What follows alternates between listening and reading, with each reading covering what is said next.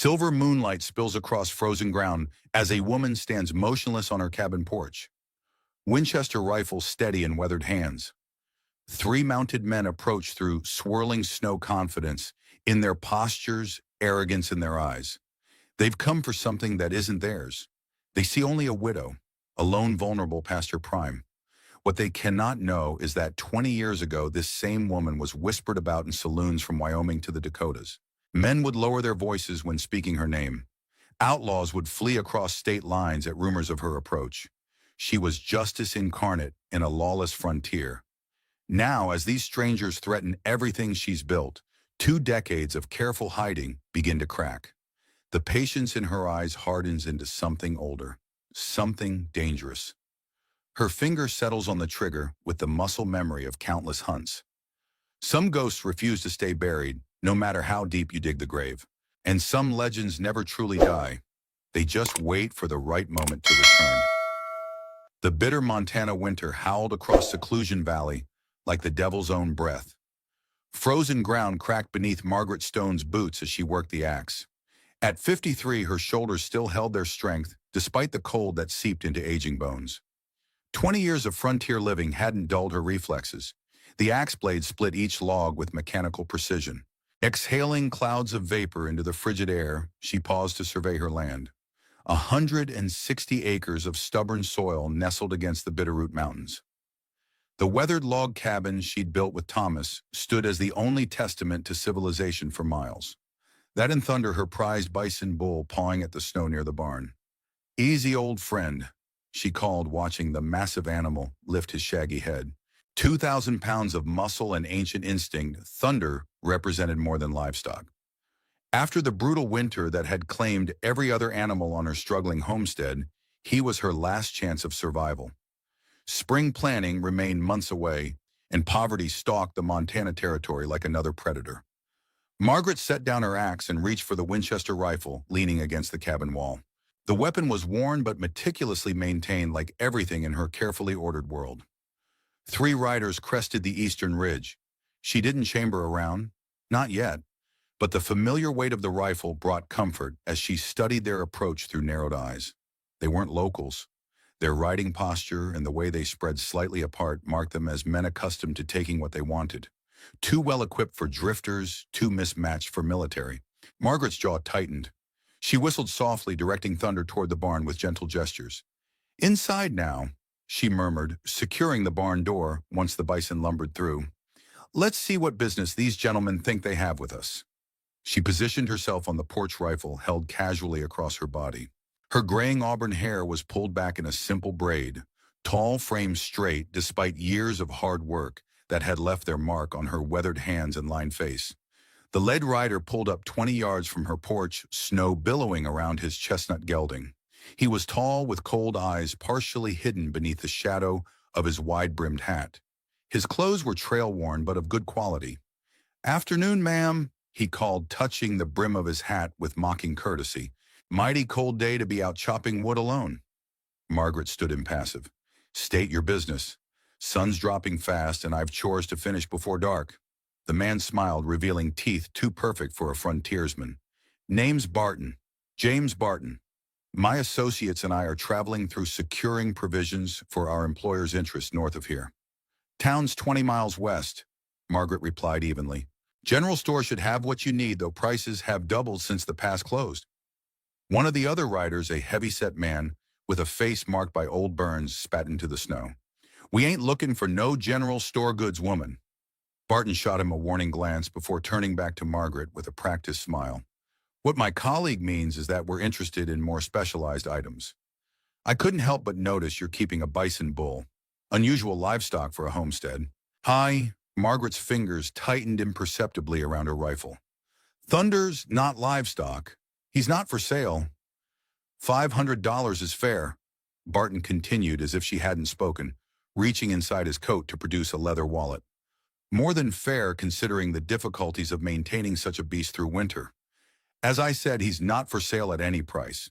Now I'll thank you for moving along before the light fails completely. Night comes quick in these mountains."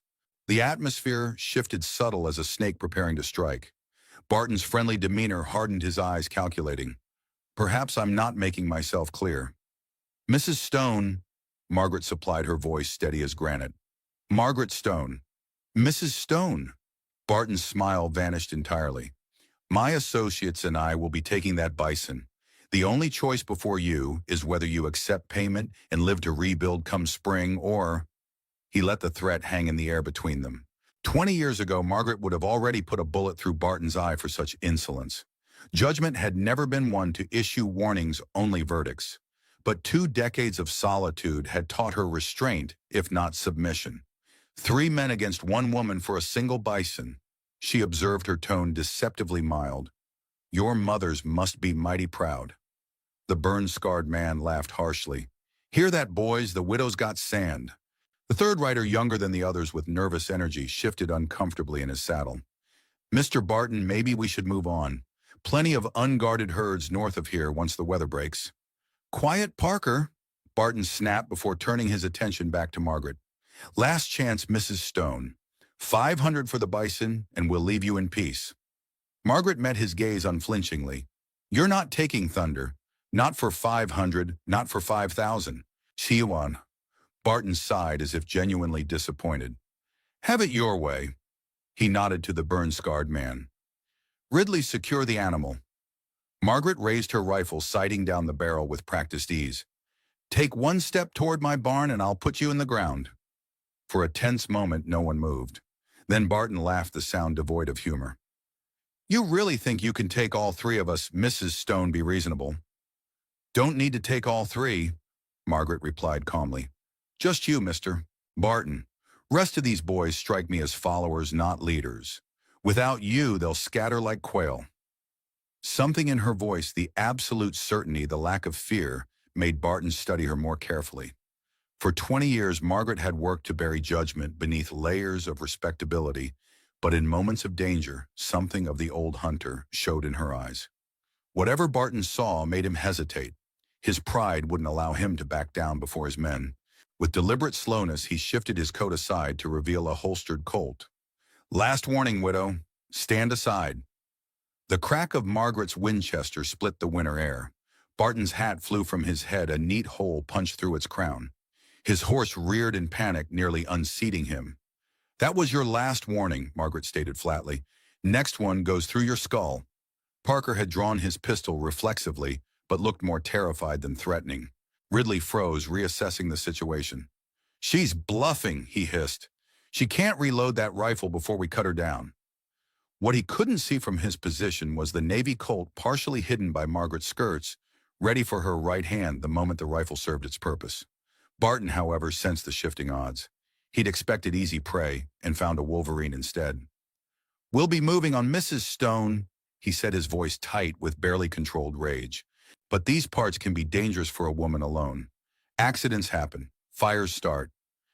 If you're still on my property in 10 seconds, Mr. Barton, the coyotes will be picking your bones clean by morning. Her voice carried the absolute authority of someone accustomed to giving life or death commands. It was a tone that had once made the most hardened outlaws surrender their weapons without a fight. A voice that had directed operations across 3 territories when justice wore her face.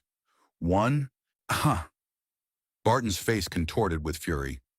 2, let's go, boys, he finally ordered, wheeling his horse around. The beast ain't worth the trouble. Margaret continued counting steadily as they rode away, her rifle trained on Barton's back, until they disappeared over the ridge. Only when their silhouettes had vanished against the darkening sky did she lower her weapon, her hands betraying the slightest tremor, not from fear, but from the effort of restraint. 20 years ago, she would have killed Barton without hesitation and hunted down his companions across the territory. 20 years of trying to be something else, someone else had changed her, but perhaps not as much as she'd believed. Margaret checked on Thunder, stroking the bison's massive head as he snorted at her through the barn door. They'll be back, she murmured, feeling the coarse fur beneath her fingertips. And not just for you. In the fading light, she secured the barn and returned to her cabin. The temperature dropped rapidly with the sun. Familiar creaking of the cabin's timbers under extreme cold reminded her of her vulnerability. Margaret moved methodically through her evening routine, banking the fire, checking the water barrels, securing the shutters against the night wind. From beneath the loose floorboard under her bed, she retrieved a weathered cedar box. Inside lay mementos of another life, a silver-plated Colt, with intricate engravings along the barrel, newspaper clippings from as far away as Chicago, detailing the exploits of a notorious bounty hunting operation, and a faded tintype of a much younger Margaret, surrounded by hard-eyed men and women, her expression stern and commanding. Margaret ran her fingers over the image. She had been 32 then, at the height of her power, when the name Judgment sent outlaws fleeing across state lines. Before Thomas, before redemption, before she'd buried that life beneath the quiet existence of Margaret Stone, respectable widow. She set aside the old photograph and lifted the silver Colt, checking its action with practiced hands. The weapon had been ceremonially presented to her after the Blackwater Gang operation. 7 outlaws brought to justice after a 3-month hunt across 2 territories. The inscription along the barrel read simply, "Justice rendered." Margaret returned the box to its hiding place, but kept the engraved Colt. Some ghosts couldn't stay buried forever. As expected, they came that night, not for thunder this time, but for retribution. Margaret was waiting. The moment she'd seen Barton's eyes, she'd known his type. A man whose pride wouldn't allow a woman to best him, especially publicly, before his men. He would return intending to make an example of her.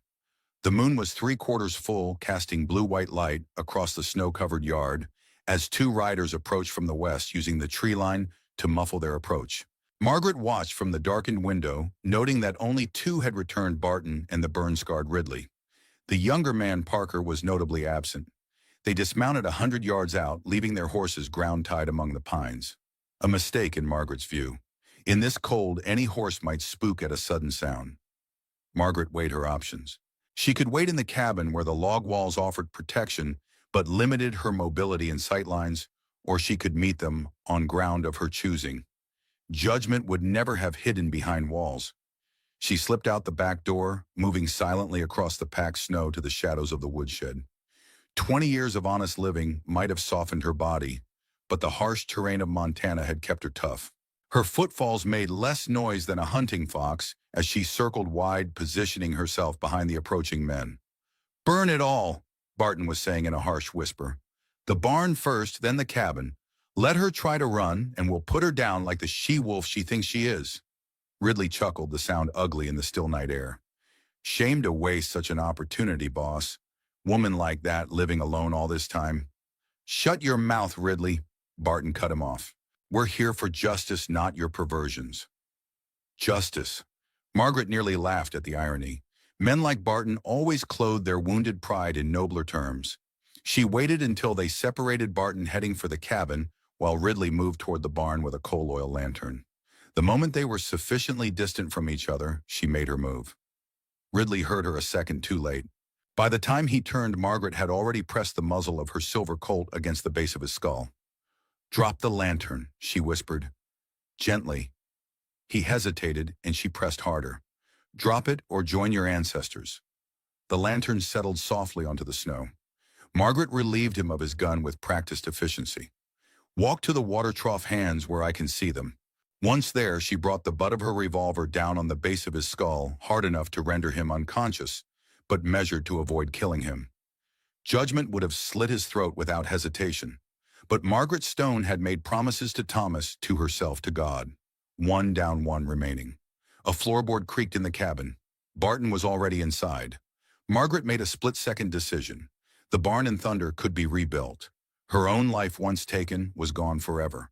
She changed course, moving swiftly toward her home. Through the window, she could make out Barton's silhouette as he moved through her darkened living room, pistol drawn, searching for her. She considered shooting him through the glass, but dismissed the thought. Too easy for him to hear the approach, too hard to ensure a kill shot through the distorting pain. Instead, she circled to the back door she'd left slightly ajar. Barton was now in her bedroom, rifling through her possessions, likely seeking valuables to steal after he'd finished his justice. Margaret waited still as death until he emerged from the bedroom. Then she stepped into the doorway, her silver Colt leveled at his chest. "Looking for me, Mr. Barton?" He froze, then slowly raised his hands, his own pistol still clutched in his right. Mrs. Stone seems we both misjudged the situation. Put the gun down now. Let's be reasonable. There's nothing reasonable about men who threaten a widow and plan to burn her home. Margaret replied, her voice as hard as the Montana bedrock. Put the gun down. Barton's eyes darted past her, and a slow smile spread across his face. I don't think I will. Too late, Margaret sensed movement behind her. Something heavy struck her shoulder, not a bullet, but the solid weight of a gun barrel. She staggered forward, maintaining her grip on her weapon, but momentarily disoriented.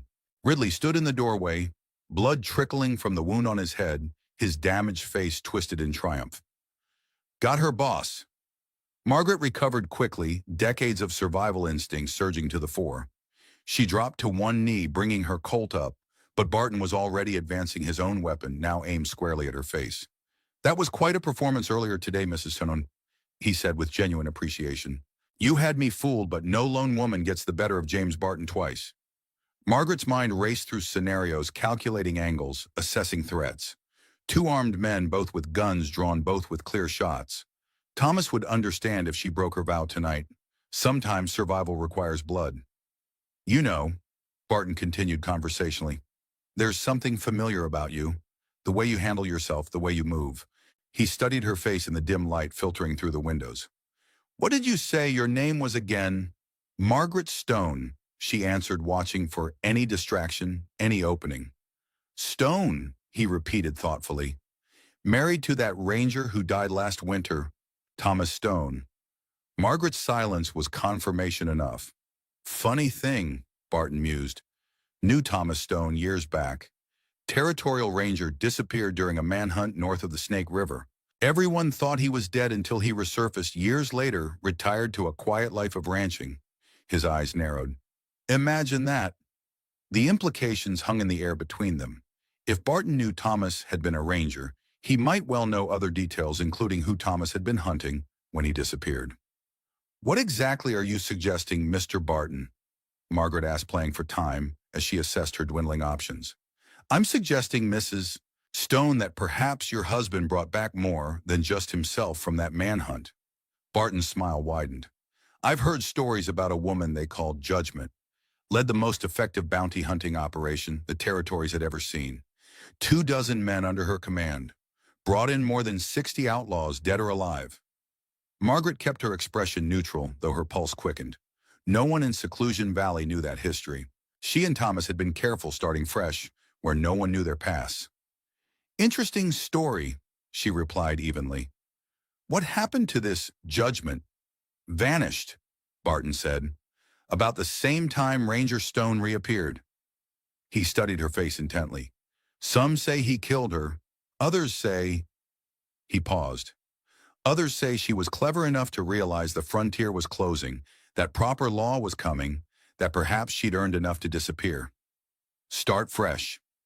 Ridley shifted impatiently. What's this got to do with anything, boss? Let's just finish her and take the Bison. Patience, Ridley. Barton chided, never taking his eyes off Margaret. I'm just trying to understand who exactly we're dealing with. His smile turned predatory. Because if my suspicions are correct, we may have stumbled onto something far more valuable than a bison bull. Margaret remained silent, calculating. The revelation that Barton might know or suspect her true identity changed everything. This was no longer about a stolen animal or wounded pride. If word spread about who she had been, everything she and Thomas had built would crumble. There were still bounties on Judgment's head in 3 states, not for crimes committed, but for embarrassing the men who'd failed to recruit or control her. More importantly, there were old enemies who would cross mountains to find her if they knew she was alive. You've got quite an imagination, Mr. Barton, she finally said. But I'm just a widow trying to survive. We'll see, Barton gestured with his pistol. On your feet. We're going to have a longer conversation somewhere more private. Then you'll tell me exactly who you are and where you've hidden your money. Judgment wouldn't have walked away empty-handed. As Margaret slowly rose, a sound outside caught their attention, the distinctive metallic rack of a shotgun being prepared to fire. That's far enough, gentlemen. A new voice, authoritative and calm, came from beyond the open door. Lower your weapons and step away from Mrs. Stone. Sheriff Wilson stood silhouetted in the doorway, the twin barrels of his shotgun unwavering. The light from the moon caught the silver star on his chest, making it gleam against his dark coat. Barton's face twisted in fury and surprise. "This doesn't concern you, Sheriff. Private dispute. Breaking into a widow's home in the dead of night seems mighty public to me." And man, so. Wilson's weathered face betrayed no emotion, but his eyes were hard. "Weapons down. Now." For a tense moment, Margaret thought Barton might risk it, but survival instinct won out. He slowly lowered his pistol. Ridley, however, was slower to comply. His eyes darted between the sheriff and Margaret, the lantern light catching the burn scars on his face, making them appear deeper, more sinister. "Ridley," Barton warned, reading his companion's intent. "Don't." Too late. Ridley swung his weapon toward Wilson. Two shots rang out simultaneously, the sheriff's shotgun and Margaret's silver Colt. Ridley crumpled to the floor, blood pooling beneath him. Barton dropped his own weapon entirely, hands raised high. "Didn't have to end this way," Wilson said grimly, keeping his shotgun trained on Barton. "Mrs. Stone, are you all right?" Margaret nodded, lowering her revolver. "I am now sheriff. Thank you for your timely arrival." "Thank your Bison," Wilson replied with the ghost of a smile. "Spotted him wandering loose near the road. Figured something must be wrong for you to leave your barn door unlatched." In the commotion, thunder must have pushed through the door she'd secured less firmly than usual. Margaret's eyes stung unexpectedly. The very animal Barton had come to steal had inadvertently saved her. As Wilson secured Barton with handcuffs, the outlaw's eyes remained fixed on Margaret, calculation and suspicion evident in his gaze. "This isn't over," he murmured as the sheriff led him past her. "I know who you are, and once word spreads, that's enough out of you." Wilson cut him off, giving him a none-too-gentle shove toward the door.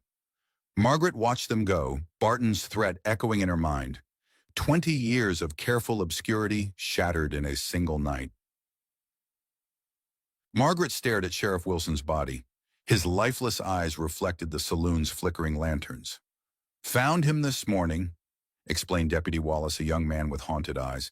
"Doc says his neck was broken, clean, professional." 3 days had passed since Wilson had saved Margaret's life. Now he lay in Promise Creek's makeshift morgue, a back room of Miller's saloon draped with a sheet that couldn't quite hide the unnatural angle of his head. "And Barton?" Margaret asked, already knowing the answer. "Gone," the deputy confirmed. "Cell door unlocked from outside. No sign of struggle." As they stepped outside, Margaret noted how unusually empty the town seemed. A single horse stood hitched outside the general store. Windows were shuttered despite the mid-morning hour. "Folks are scared," Wallace said, reading her thoughts. Sheriff Wilson was respected. Man who could kill him in his own jail. "Ah." The young deputy's voice trailed off. "You sent a wire to the marshal in Helena?" Margaret asked. Wallace nodded. "Won't be here for at least a week. Pass is still closed to wagons after that last snowfall." Margaret felt the weight of responsibility settling on her shoulders. Wilson had died because of her, because Barton had recognized something in her that should have remained buried. "Where are you headed now, Mrs. Stone?" Wallace asked as they reached her horse. Margaret tightened the cinch on her saddle. "To see Commissioner Mitchell, county business." She didn't elaborate, and the deputy didn't press. The less he knew, the safer he'd be.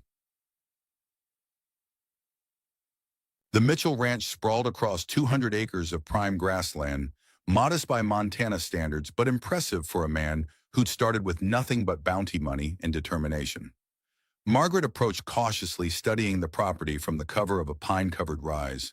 The main house was solid timber, the barn and outbuildings well-maintained, everything speaking of careful stewardship and hard-earned prosperity. No sign of Barton or his men, but Margaret wasn't taking chances. She circled wide, approaching from the west where the tree line offered cover almost to the barn.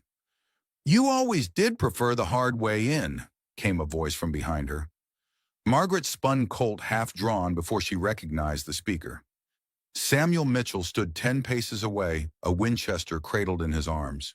20 years had turned his dark hair silver at the temples and deepened the lines around his eyes, but he still moved with the quiet grace of a predator. "Samuel," she acknowledged, easing her hand away from her weapon. "Margaret," he nodded, face unreadable. "Or should I say judgment? You heard. Word travels."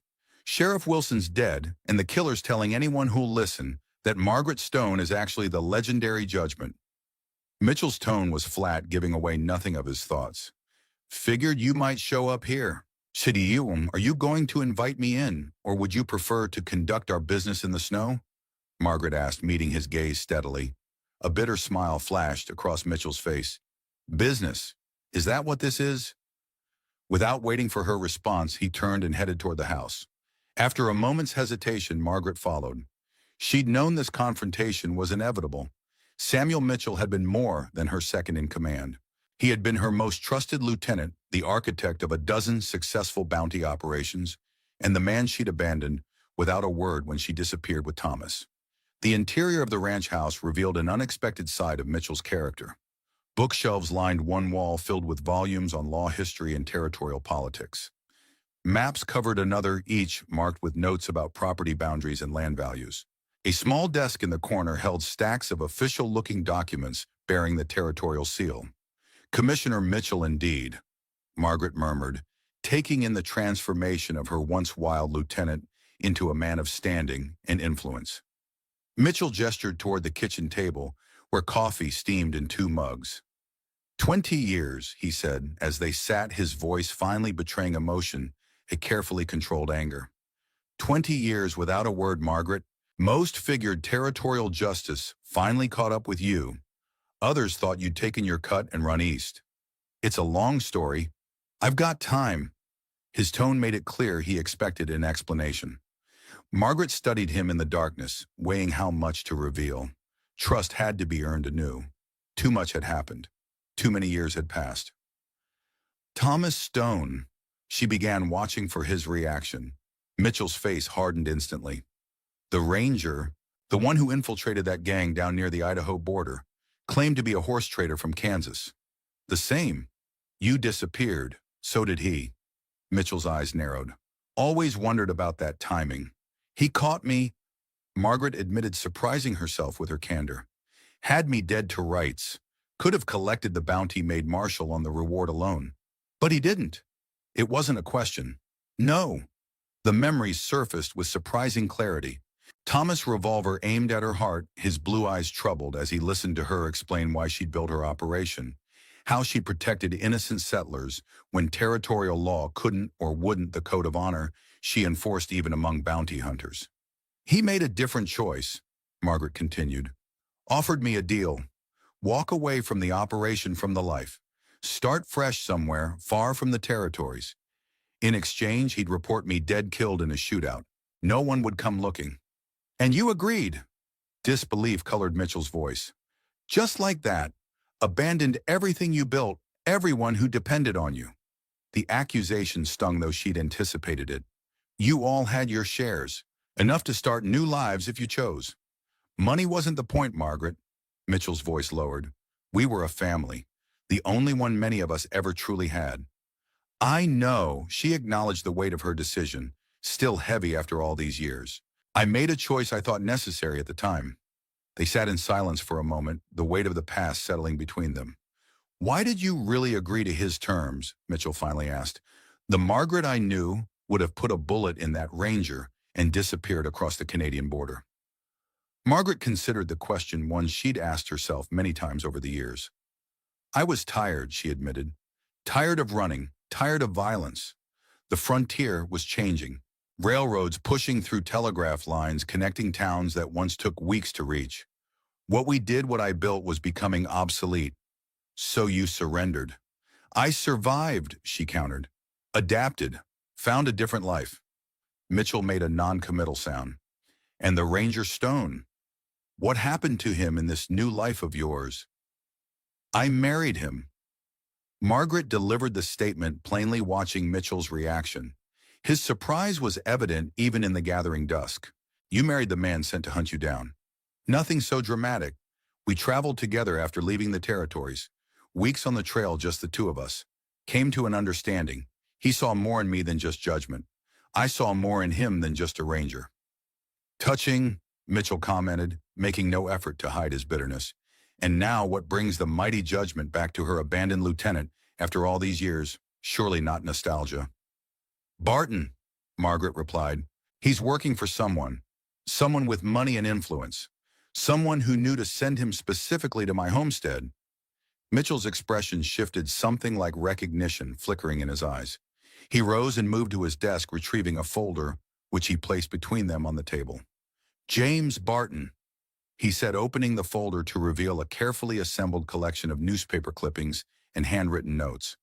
Former Pinkerton dismissed for excessive methods, now employed by Victor Reynolds. Margaret froze at the name. Reynolds, as in Sebastian Reynolds' son, Mitchell confirmed grimly. The same. Sebastian Reynolds had been a mining magnate whose operations in Colorado had been notorious for their brutal treatment of workers. Judgment's operation had once brought in 3 of Reynolds' enforcers' men wanted for murdering striking miners. The elder Reynolds had sworn vengeance, put a private bounty on Judgment's head that rivaled anything the territorial authorities offered. And now his son is operating in Montana, Margaret mused, with men who recognize Judgment on sight. Victor's cut from the same cloth as his father, Mitchell confirmed grimly. Worse, maybe. Sebastian at least had a coat of sorts. Victor's got nothing but greed and a mean streak wide as the Missouri. What does he want here? Montana's mining boom ended years ago. Not gold or silver, coal and land. Mitchell unfolded a map of Seclusion Valley and the surrounding territory. He's buying up every distressed property he can find, especially since this winter pushed so many farmers to the brink. He indicated properties marked in red. Started 2 years ago with small claims on the valley's eastern edge. Now he controls almost a third of the viable farmland. For coal mining, Margaret clarified, that's what everyone assumes, but I'm not convinced. Mitchell tapped a section where the markings clustered densely. These properties don't align with the known coal seams, and Reynolds has been paying above market value, double in some cases. That's not how coal barons operate. Exactly. Mitchell's expression was grim. Something bigger is at play. The railroad's new northern spur is scheduled to break ground in spring. 3 possible routes are under consideration. He traced each with his finger, all of them passing through or near Seclusion Valley. Margaret saw the implications immediately. Control enough land along the right-of-way, and you control where the railroad builds. And suddenly, property worth pennies an acre becomes worth dollars or more. Mitchell nodded. The territorial governor makes the final decision on the route next month, based on recommendations from a commission. Let me guess, you're on that commission? A wry smile crossed Mitchell's face. Chairman, in fact, which is why Reynolds' men started making visits to my ranch last month. Friendly suggestions about which route would best serve the territory's interests, backed by less friendly implications if you disagreed. Reynolds doesn't like being refused, Mitchell confirmed. Last week, my foreman was beaten half to death in Promise Creek. No witnesses, of course. 2 days later, my best breeding bull was found with its throat cut. The pattern was familiar. Escalating intimidation designed to break resistance without leaving evidence that could be traced back to its source. It was a tactic Margaret had encountered many times during her years as Judgment, usually employed by powerful men who considered themselves above the law. And now Barton shows up at my homestead, conveniently recognizing Judgment beneath Margaret Stone's widow's weeds. She frowned, connecting threads that suddenly seemed too precisely aligned. Samuel, how much does Reynolds know about my past? The hesitation before he answered told her everything. Victor Reynolds arrived in Montana 3 years ago. Within 6 months, he'd hired half a dozen researchers from back east, men who specialize in digging through old records, finding connections most would miss. Looking for what? At first, I thought it was just his standard business intelligence learning, who owned what property, who held influence, who could be bought or pressured. Mitchell's expression darkened. But one of my sources in Promise Creek said they were particularly interested in old bounty notices, territorial court records, specifically cases associated with Judgment's operation. The realization hit Margaret with physical force. Sebastian Reynolds' vendetta. The son is finishing what the father started. With resources the father never had, Mitchell added grimly. Victor inherited the family fortune, connections in Washington, friends in every territorial government. And he's smarter, patient, methodical. He doesn't just want revenge. He wants to build an empire on your downfall. By exposing me as Judgment, That would just be the beginning. With the bounty still active, he could have you arrested, tried for crimes the statute of limitations hasn't expired on. Your property would be forfeit along with any claim to protection under the law. Margaret's mind raced through implications. But why go to such lengths for one small homestead?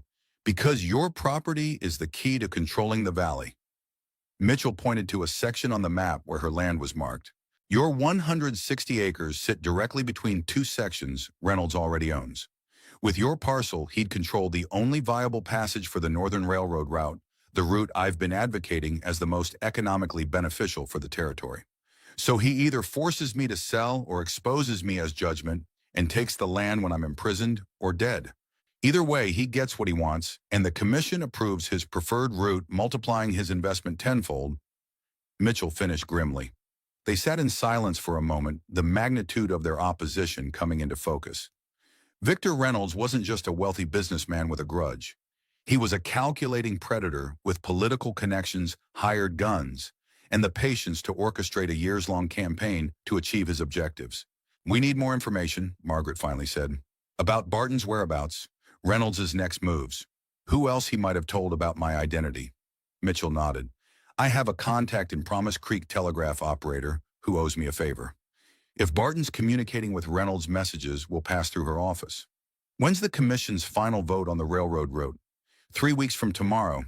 The governor makes his decision within days after that. Margaret absorbed this information, mentally calculating timelines. "So we have less than a month to counter whatever Reynolds has planned." Mitchell raised an eyebrow. "I thought you were running." "I did that once already," she replied, holding his gaze. "Didn't work out so well for either of us."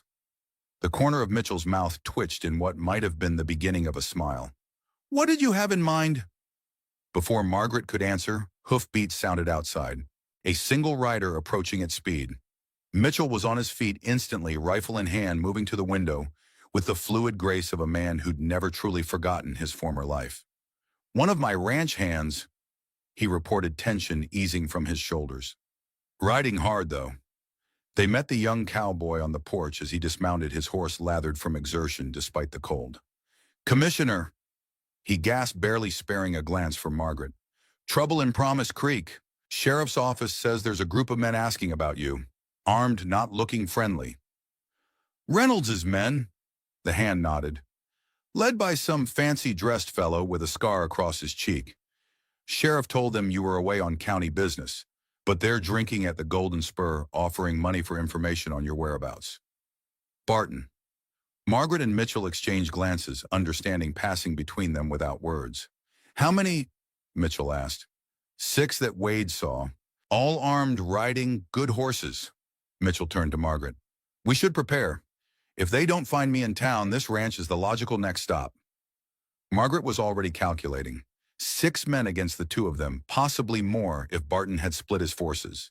The ranch offered defensive positions, but also civilian ranch hands who could be caught in the crossfire. "We need to draw them away from here," she decided. "Away from your people." Mitchell's brow furrowed. "What are you suggesting?" "Barton wants judgment. Let's give him what he wants, just not how he expects it." An hour later, Margaret sat astride her mare atop a ridge, overlooking the main road from Promise Creek. The silver badge Thomas had given her displayed prominently against her dark coat. Mitchell had objected to her plan, initially arguing that she was delivering herself directly into Barton's hands, but Margaret recognized the opportunity for what it was: a chance to seize initiative, to dictate the terms of engagement, rather than merely reacting to Reynolds' moves. The plan was simple but risky. Margaret would make herself visible enough to draw Barton's attention, leading him and his men away from the ranch and into terrain where she and Mitchell could control the confrontation. Not to kill Margaret had no desire to add more blood to her ledger, but to capture Barton alive, secure evidence of Reynolds' schemes, and potentially turn the tables on their adversary. Mitchell had ridden ahead to prepare the ambush point, a narrow canyon, where Margaret had once trapped a gang of horse thieves nearly 25 years earlier. Some tactical advantages never changed regardless of how many years passed. The distant sound of hoofbeats brought Margaret to full alert. She remained motionless, watching as riders appeared on the road below. Barton in the lead, 5 men behind him, exactly as reported. They rode with purpose but without urgency, men confident in their mission and their superiority. Margaret waited until they were close enough to distinguish faces before she moved, guiding her mare to a position where the winter sunlight would catch her badge, creating a momentary flash visible to the riders below. Then she turned and rode unhurriedly toward the canyon, never looking back, but knowing with absolute certainty that Barton had spotted her. The shout behind her confirmed it. There on the ridge. Margaret maintained her measured pace, a deliberate taunt to men accustomed to prey that fled in panic. She could hear them spurring their horses up the slope, Barton's voice carrying clearly as he issued commands. "Take her alive, Reynolds wants her undamaged." So Victor Reynolds was indeed pulling the strings, just as they'd suspected. Margaret filed away this confirmation as she crested the ridge and descended toward the canyon, now allowing her mare to pick up speed fast enough to maintain distance, slow enough to ensure pursuit. The entrance to the canyon loomed ahead, a narrow passage between towering walls of striated rock. Margaret glanced over her shoulder for the first time, noting the distance between herself and her pursuers, close enough to maintain their interest, far enough that stray bullets wouldn't find their mark. She entered the canyon at a gallop, counting silently as she passed landmarks Mitchell would recognize. A lightning-struck pine, a boulder shaped like a bear's head, a small stream crossing. At the third marker, she veered sharply left into a concealed cutout in the canyon wall, a space just large enough for horse and rider to disappear from the main path. Seconds later, Barton and his men thundered past, unaware that their quarry was no longer ahead of them.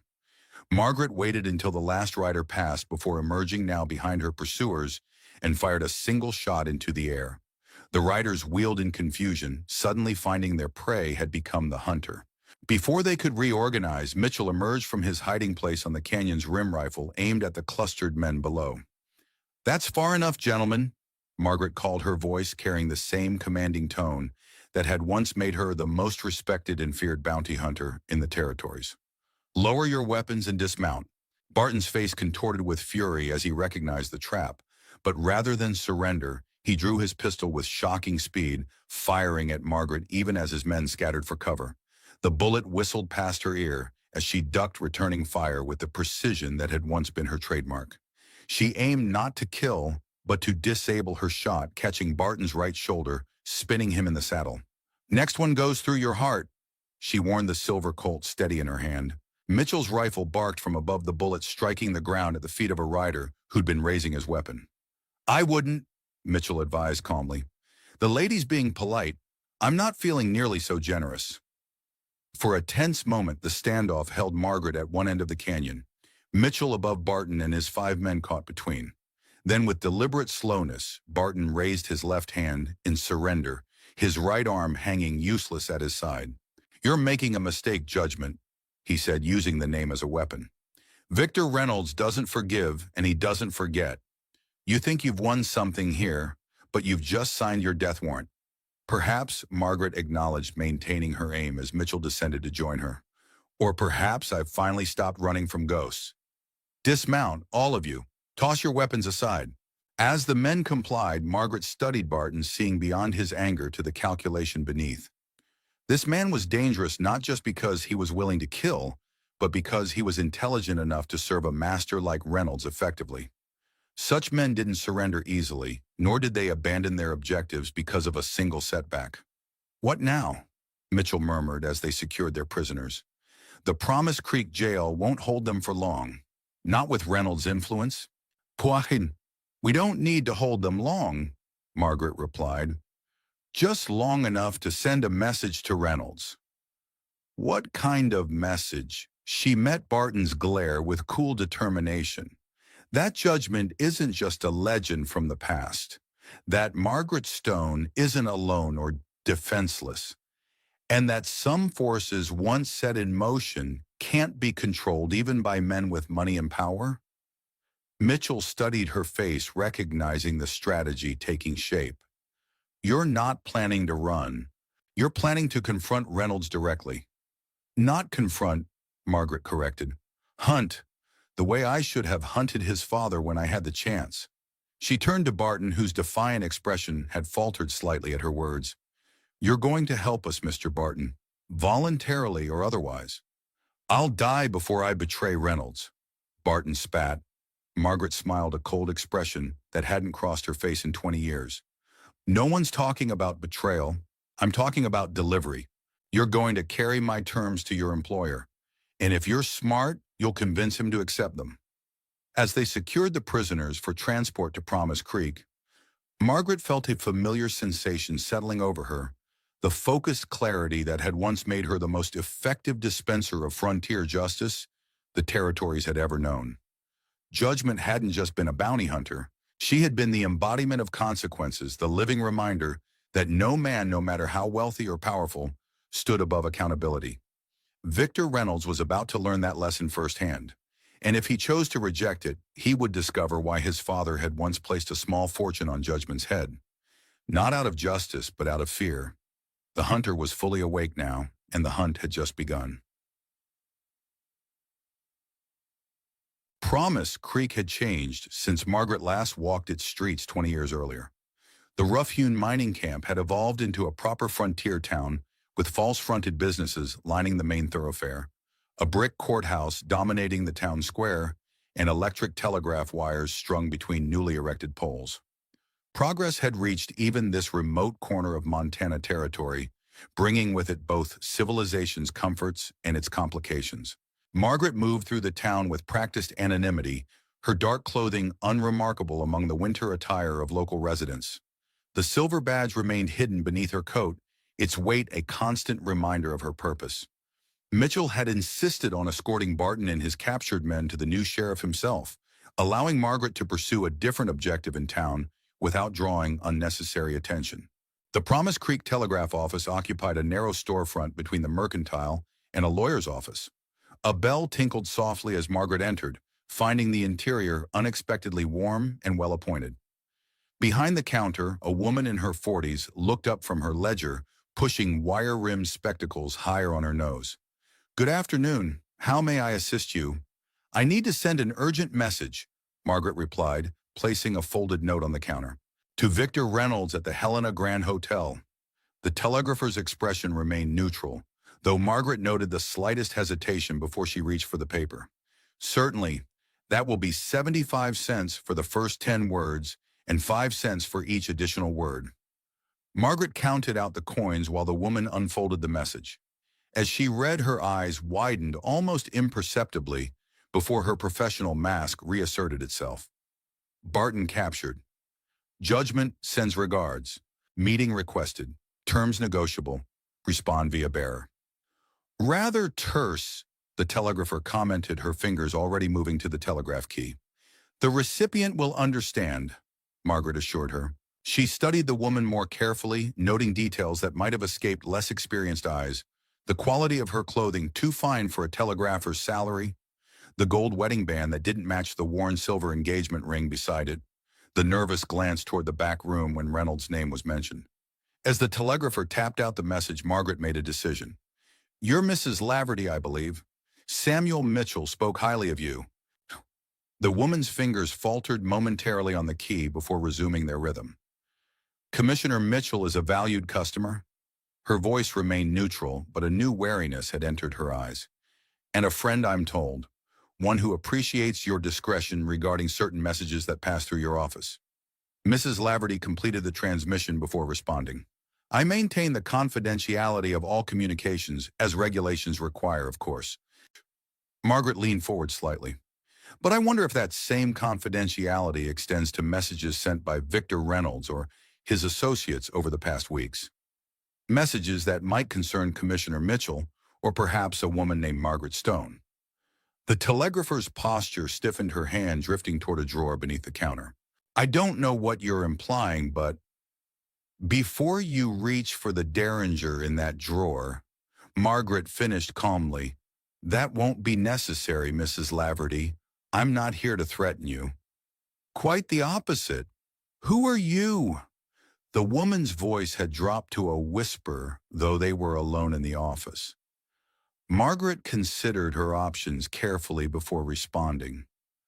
Truth, she had learned long ago, could be more effective than deception when deployed strategically. I'm the woman Reynolds has been hunting, the one his telegrams have been discussing, and I believe you know more about his plans than you've shared with Samuel Mitchell." Mrs. Laverty's face paled slightly, confirmation enough of Margaret's suspicion. "I don't know what you're talking about." "I think you do." Margaret kept her voice gentle but firm. "And I think you have your reasons for keeping certain information to yourself. Perhaps financial pressures. A loved one in trouble. Reynolds is adept at finding leverage." The telegrapher's composure cracked, revealing momentary anguish before she mastered herself again. "You know nothing about my situation." "I know the signs of someone operating under duress," Margaret replied. "I spent years recognizing such patterns." "Tell me, Mrs. Laverty, what does Reynolds hold over you that would make you betray Samuel Mitchell, a man who considers you a friend?" For a long moment silence stretched between them, broken only by the faint clicking of the telegraph receiving incoming messages. Finally, Mrs. Laverty reached into the drawer, but instead of a weapon, she withdrew a folded letter. "My son," she said, her voice barely audible, 23 years old, working for the railroad in Helena. Reynolds's men caught him gambling, accused him of cheating. They were going to kill him." She pushed the letter across the counter. "Reynolds offered an alternative. My son lives, works in his mining office, now sends me part of his wages in exchange. You provide information about telegrams passing through Promise Creek." Margaret finished, understanding the impossible choice the woman had faced. "And you alert Reynolds to anything concerning certain individuals." Mrs. Laverty nodded, shame and defiance mingling in her expression. "I didn't tell him everything. When Commissioner Mitchell's messages mentioned you, I edited what I reported, said the information was unclear." "Small mercies," Margaret acknowledged, respecting the woman's attempt to minimize the damage while protecting her son. "But Reynolds knows I'm in the area now." "Yes." Mrs. Laverty straightened, seeming relieved to have the truth exposed at last. "And he's coming personally to deal with the situation. That's what yesterday's telegram said." This was unexpected. Reynolds leaving his comfortable position in Helena to handle matters directly suggested either supreme confidence or unusual urgency. Margaret suspected the latter. With the Railroad Commission's vote approaching and his carefully orchestrated plans suddenly threatened, Reynolds couldn't afford to rely solely on intermediaries like Barton. "When does he arrive?" "Tomorrow's afternoon train." Mrs. Laverty hesitated before adding, "He's not coming alone. The message mentioned specialized personnel accompanying him. Bounty hunters, most likely, or private detectives with expertise in tracking fugitives." Margaret absorbed this information, recalculating her strategy. She had hoped to use Barton as leverage, forcing a negotiation on more favorable terms. Reynolds's imminent arrival accelerated the timeline dangerously. "What will you do now?" Mrs. Laverty asked, studying Margaret with new interest. "If I'm reading Reynolds's messages correctly, he has evidence of your previous identity, enough to have you arrested." "Perhaps," Margaret considered her next words carefully. "But evidence works both ways, and Reynolds's methods of acquiring property might not withstand close scrutiny either." The telegraph key clattered suddenly, both women turning toward it as Mrs. Laverty instinctively moved to receive the incoming message. Her eyes widened as she transcribed it. "It's for you," she said, sliding the paper toward Margaret. "Reynolds's response. Meeting accepted. Blackwell Homestead. Sunrise tomorrow. Come alone or Mitchell pays the price." Margaret felt a cold certainty settle in her chest. "Mitchell pays the price." "What does that mean?" Margaret demanded, striding through the door of Dr. Morrison's surgery at the edge of town. The smell of carbolic acid and blood hung heavy in the small waiting room. The young ranch hand who'd brought news of the ambush stood as she entered, his hat clutched in blood-stained hands. "4 men hit us about 2 miles south of town. Came out of nowhere. Commissioner Mitchell took a bullet in the side before I could even clear my rifle." "Is he alive?" The doctor emerged from the back room before the hand could answer, wiping his hands on a stained cloth. "He's alive," the older man confirmed, his expression guarded. "Bullet missed vital organs, but he's lost blood. Won't be riding anywhere for a few days at minimum." "I need to see him," Margaret said, already moving toward the treatment room. "He's sedated," the doctor warned, but made no move to stop her. Mitchell lay on a narrow examination table, his complexion ashen beneath his weathered tan bandages, visible beneath a blanket covering his torso. His breathing was shallow but steady, his face relaxed in unconsciousness. Margaret studied him silently, cataloging his condition, while her mind raced through implications. "What happened to Barton and the other prisoners?" she asked the ranch hand who had followed her in. "Taken," he replied grimly. "The ambushers were focused on freeing them, not killing us outright. Could have finished Commissioner Mitchell, but didn't. Almost like they wanted him alive, but incapacitated. Stop her." Another piece of Reynolds' strategy falling into place. With Mitchell wounded and unable to attend the Railroad Commission meeting, the balance of power would shift. If Reynolds controlled enough votes among the remaining commissioners, he could secure approval for his preferred route regardless of Mitchell's objections. Margaret placed a hand briefly on Mitchell's shoulder before turning to leave. "Keep him safe," she instructed the doctor, "and tell no one he's here." Outside, twilight was settling over Promise Creek gas lamps flickering to life along the main street. Margaret walked purposefully toward the livery stable, her mind assembling fragments into a coherent picture.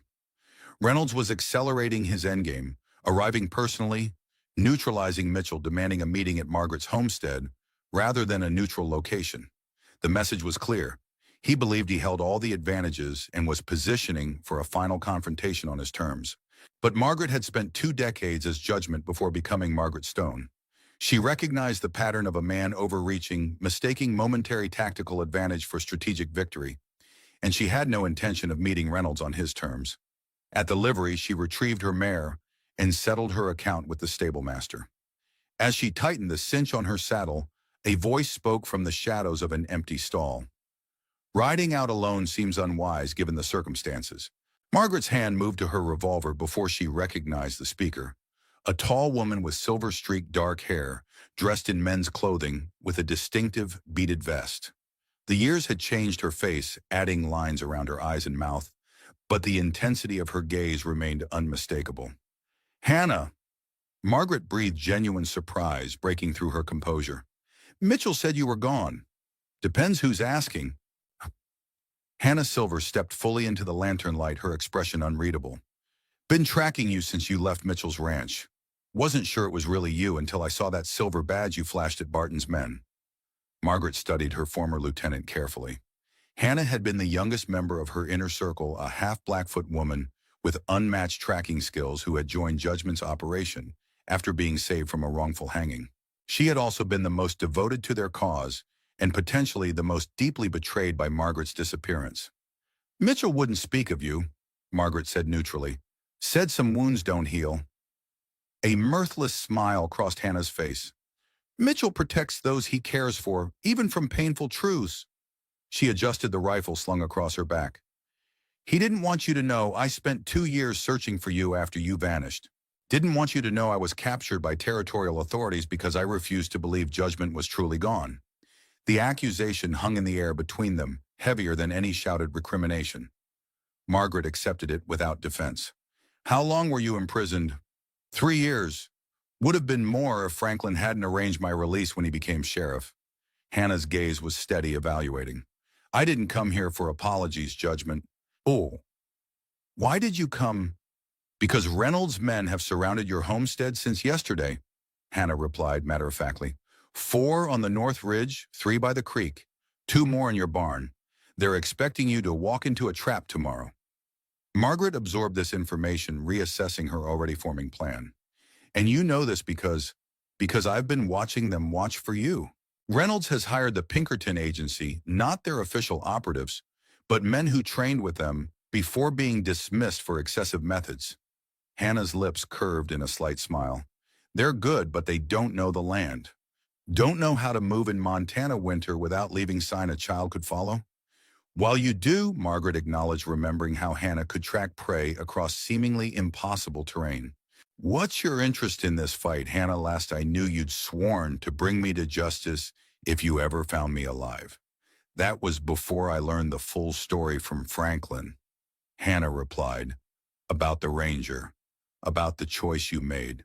She shrugged. "Besides, Reynolds represents everything we once fought against. Men who believe power places them above consequences." Margaret considered her options carefully. Hannah's expertise would be invaluable, particularly with Mitchell incapacitated. But trust once broken wasn't easily reconstructed. "I'm not walking into Reynolds' trap," she finally said. "I'm setting one of my own. but I need to reach my homestead without his men detecting me. Hannah nodded, understanding immediately. There's a game trail along the eastern ridge. Difficult passage in daylight, nearly impossible in darkness, unless you know it intimately. Which you do. Which we both do, Hannah corrected. You showed it to me 23 years ago when we tracked the Carson brothers after they murdered that settlement family. Said it was your secret path home. The memory surfaced with surprising clarity, a brutal manhunt. 3 killers cornered in a box canyon, Hannah's unwavering support during Margaret's single moment of doubt. They had used that hidden trail afterward, returning to Judgment's temporary headquarters beneath a full moon, much like the one now rising over Promise Creek. We have a 5-hour ride ahead, Margaret decided, assuming the trail is still passable. It is. I checked it 2 days ago. Hannah led her own horse from an adjacent stall, already saddled in provision. Her preparation spoke volumes about her confidence that Margaret would accept her offer of assistance. As they rode out of Promise Creek, Margaret found herself reassessing the day's reversals. Mitchell wounded Barton, freed Reynolds, closing in developments that should have placed her at a severe disadvantage. Yet the reappearance of Hannah Silver, with her unparalleled wilderness skills and intimate knowledge of Judgment's methods, unexpectedly balanced the scales. Reynolds believes he's hunting a solitary widow, Margaret observed as they left the town lights behind. A ghost from the past who's been living quietly for 20 years. Hannah glanced sideways at her former leader. And instead he's facing Judgment's resurrection. Margaret replied, her voice hardening with resolve. Not just me, but what I represented. Justice beyond the reach of wealthy men's influence. The promise that no one, regardless of power or position, escapes accountability for their actions. They rode in silence for several miles, the moonlight illuminating the snow-covered landscape in ethereal blue-white radiance. Finally, Hannah spoke again, voicing the question that surely troubled her. What happens after Reynolds? If you survive this confrontation, does Judgment continue, or does Margaret Stone return to her quiet life? It was the same question Margaret had been asking herself since Barton first appeared at her homestead. 2 identities, 2 lives each with its own integrity and purpose. The peaceful existence she had built with Thomas had genuine value, represented a different kind of strength than the legend of Judgment. Yet in the days since emerging from retirement, she had rediscovered aspects of herself long suppressed. The tactical clarity, the unwavering resolve, the capacity to inspire both loyalty and fear. I don't know, she admitted honestly. For 20 years, I believed those lives were mutually exclusive, that to become Margaret Stone meant burying Judgment completely. Hannah nodded, understanding evident in her expression. And now, she asked, as they approached the hidden trail that would lead them to Margaret's homestead and to the confrontation with Reynolds that would determine her future. Now I'm beginning to wonder if they were ever truly separate at all. Pre-dawn darkness shrouded the stone homestead in frozen stillness. Margaret studied the property from the sheltered vantage point of a pine-covered knoll 300 yards east of the cabin, just as Hannah had reported. Reynolds' men had positioned themselves strategically, shadows against shadows, waiting for an approach that would never come. They've got clear sight lines to all obvious approaches, Hannah whispered beside her, breath forming white clouds in the bitter air. Men in the root cellar entrance too. Margaret nodded. The underground storage space had been Thomas's idea, built during their first year at the homestead. A narrow tunnel connected it to the cabin's main floor, an escape route inspired by his years chasing fugitives, who always seemed to have one last avenue of retreat. Margaret had humored him then, considering it an unnecessary precaution. Now it would prove their salvation. We'll need a distraction, she murmured, studying the positions of the watchers through her field glasses. Something to draw their attention away from the cabin while we move into position. Hannah's smile was barely visible in the darkness. Already arranged. On cue, a series of sharp cracks echoed from the northern ridge, followed by the distinctive whinnying of frightened horses. Reynolds' men stationed in that direction scrambled to their feet, weapons drawn, attention diverted from the homestead. Thunder's distinctive bellow followed. Titan, Margaret realized, recognizing the sound. You brought my Bison here. Had help, Hannah acknowledged. Franklin arrived from Wyoming yesterday afternoon. He's creating quite a convincing impression of cattle rustlers hitting the North Ridge. Margaret absorbed this unexpected development. Franklin Davis, once her fourth lieutenant, now a Wyoming sheriff, had crossed territorial lines to join this confrontation. Another piece of her past returning when needed most. "We move now," Hannah urged, already sliding down the slope toward the concealed entrance to the root cellar, her movements fluid and nearly silent despite the snow. Margaret followed, years of muscle memory guiding her approach. They reached the cellar entrance without incident, Hannah keeping watch while Margaret cleared snow from the half-hidden doors. The padlock yielded to the key she'd kept on her chain these 20 years, the hinges mercifully silent thanks to Thomas's meticulous maintenance. Minutes later, they emerged through the trap door into Margaret's cabin, finding it cold and undisturbed since her hasty departure days earlier. Hannah immediately positioned herself at a window, watching for any sign their entrance had been detected, while Margaret took stock of the situation. "How many men with Reynolds himself?" she asked quietly. "4 arrived on yesterday's afternoon stage," Hannah replied without turning. "Barton makes 5 plus the 9 already watching the property. 14 total, not counting Reynolds." Difficult odds even for judgment in her prime. Impossible for Margaret Stone alone. But she wasn't alone anymore. "Franklin has 3 deputies with him." Hannah continued, anticipating her next question. "All former bounty hunters who rode with us. They're creating the diversion on the ridge, then will circle around to cover the eastern approach, which leaves the western side exposed," Margaret noted. Hannah's mouth curved in a rare smile.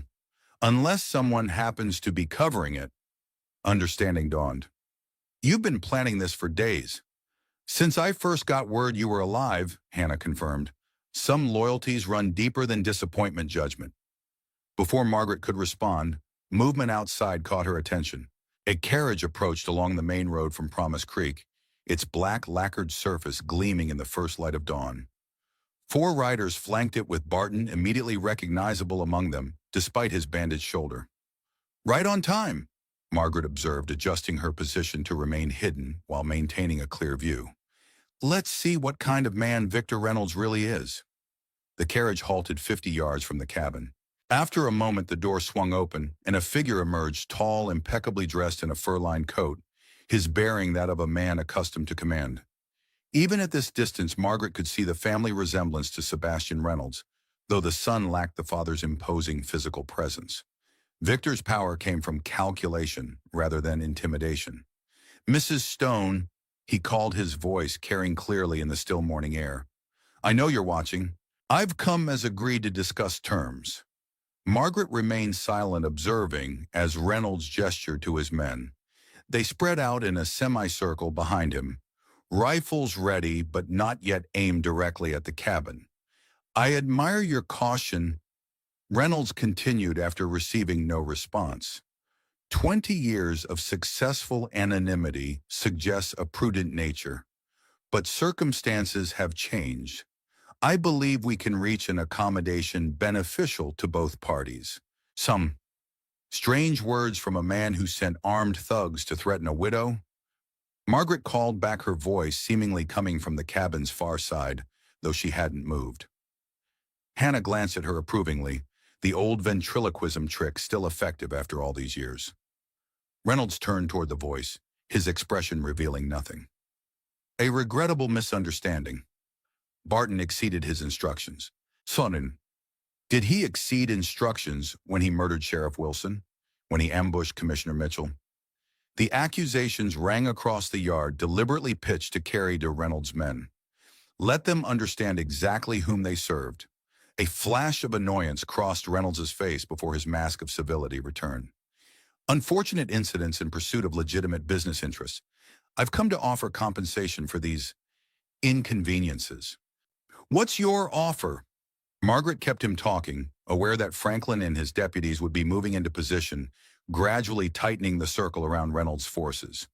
$50,000 for your property," Reynolds replied without hesitation. "Far above market value. You can relocate anywhere you wish with no further interference from me or my associates." "And my identity, the evidence you've gathered about judgment?" Reynolds smiled thinly. "Consigned to flames upon completion of our transaction. Your secret remains safe. The offer was precisely what Margaret had expected. Substantial money and promised protection, contingent on her immediate disappearance, the same pattern Reynolds had used with other landowners, though, with the added leverage of her hidden past.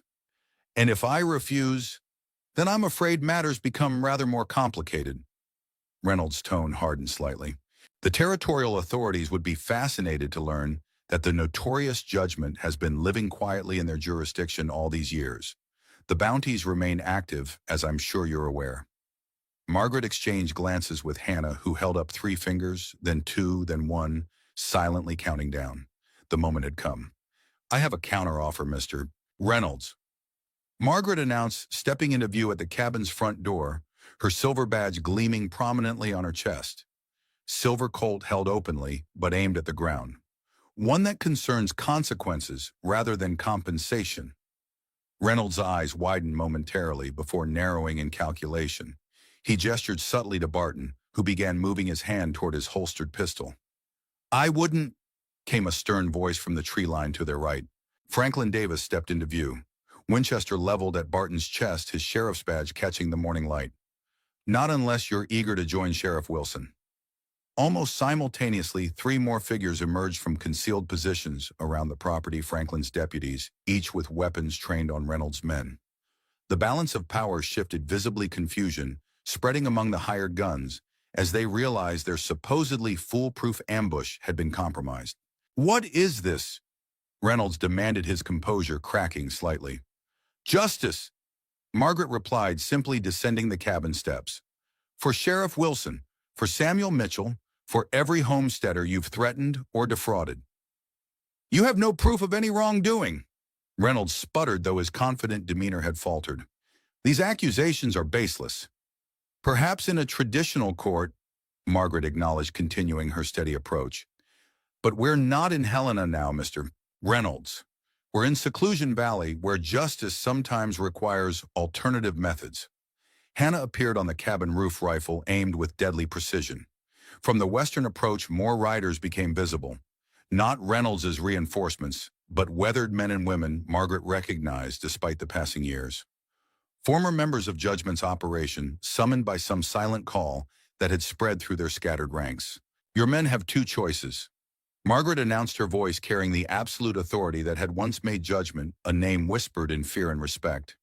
Surrender their weapons or face the consequences of their allegiance to a man who murders lawmen and threatens widows. For a tense moment, no one moved. Then one of Reynolds' hired guns slowly lowered his rifle, followed by another. Then a third. Only Barton maintained his defiant stance, hand still hovering near his weapon. Barton, Reynolds hissed, do something. Whether the command was for Barton to fight or surrender remained unclear. The gunman hesitated, assessing the increasingly hopeless situation before slowly raising his hands. Smart decision, Franklin commented, moving forward to secure Barton's weapon. Sheriff Wilson's deputy is particularly eager to discuss your jailbreak. Reynolds' face had drained of color as he watched his carefully orchestrated plan collapse. This changes nothing, he insisted, though his voice had lost its commanding edge. I have connections in Helena and Washington. You can't touch me. I'm not interested in touching you, Margaret replied, stopping a few paces from him. I'm interested in ruining you. Every telegraph operator between here and Helena has received documentation of your methods, the threats, the coercion, the murders committed in your name. Mrs. Laverty was particularly thorough in collecting your communications. You're bluffing, Reynolds whispered, but uncertainty had crept into his voice. The territorial governor received a special package this morning, she continued inexorably, containing sworn affidavits from landowners you've intimidated, along with banking records showing bribes paid to 2 railroad commissioners. Even in Montana, such evidence has consequences. Hannah joined Margaret, additional papers in hand. We also took the liberty of sending copies to 3 major newspapers. They're quite interested in the story of how Sebastian Reynolds' son attempted to manipulate the Railroad Commission through violence and intimidation. Reynolds' arrogance finally shattered completely. You can't do this. Your father learned the cost of targeting judgment, Margaret interrupted. A lesson you should have heeded. Around them, the remaining hired guns were being disarmed by Franklin's deputies and the gathered former bounty hunters. The confrontation had ended not with gunfire, but with the systematic dismantling of Reynolds' power, exactly as Margaret had planned. "What happens now?" Reynolds asked, his voice hollow with defeat. Margaret studied him thoughtfully. In his desperation, she saw echoes of his father, the same entitled rage, the same inability to comprehend that some forces couldn't be bought or threatened into submission. "Now you leave Montana Territory," she stated flatly. "You abandon your claims to land in Seclusion Valley. You forget you ever heard the names Margaret Stone or Judgment, and you live with the knowledge that your reputation and business interests will never recover from what we've revealed." "And if I refuse," Margaret smiled, a cold expression that had once made hardened outlaws surrender without resistance, "then Sheriff Davis would be delighted to charge you as an accessory to Sheriff Wilson's murder. I understand Wyoming justice is particularly swift and uncompromising these days." Franklin nodded solemnly, the threat clear in his steady gaze. Reynolds looked from face to face, searching for any sign of weakness or hesitation. Finding none, his shoulders slumped in final acknowledgement of his defeat. "I'll leave," he conceded bitterly. "But this isn't over." "For you it is," Margaret replied with absolute finality. "Some verdicts can't be appealed." As Franklin and his deputies led Reynolds and Barton away, Margaret turned to survey her homestead. The rising sun cast long shadows across the snow-covered yard, illuminating both the weathered cabin she had built with Thomas and the gathering of former bounty hunters who had answered the call when needed most. Judgment had returned not as a solitary hunter, but as the center of a network that spanned territories and transcended time. Yet Margaret Stone remained as well, the woman who had built this home, who had loved a ranger enough to begin anew, who had found dignity in quiet perseverance.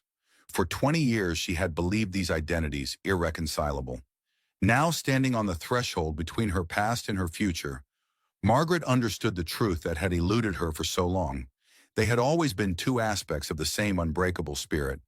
The news traveled fast.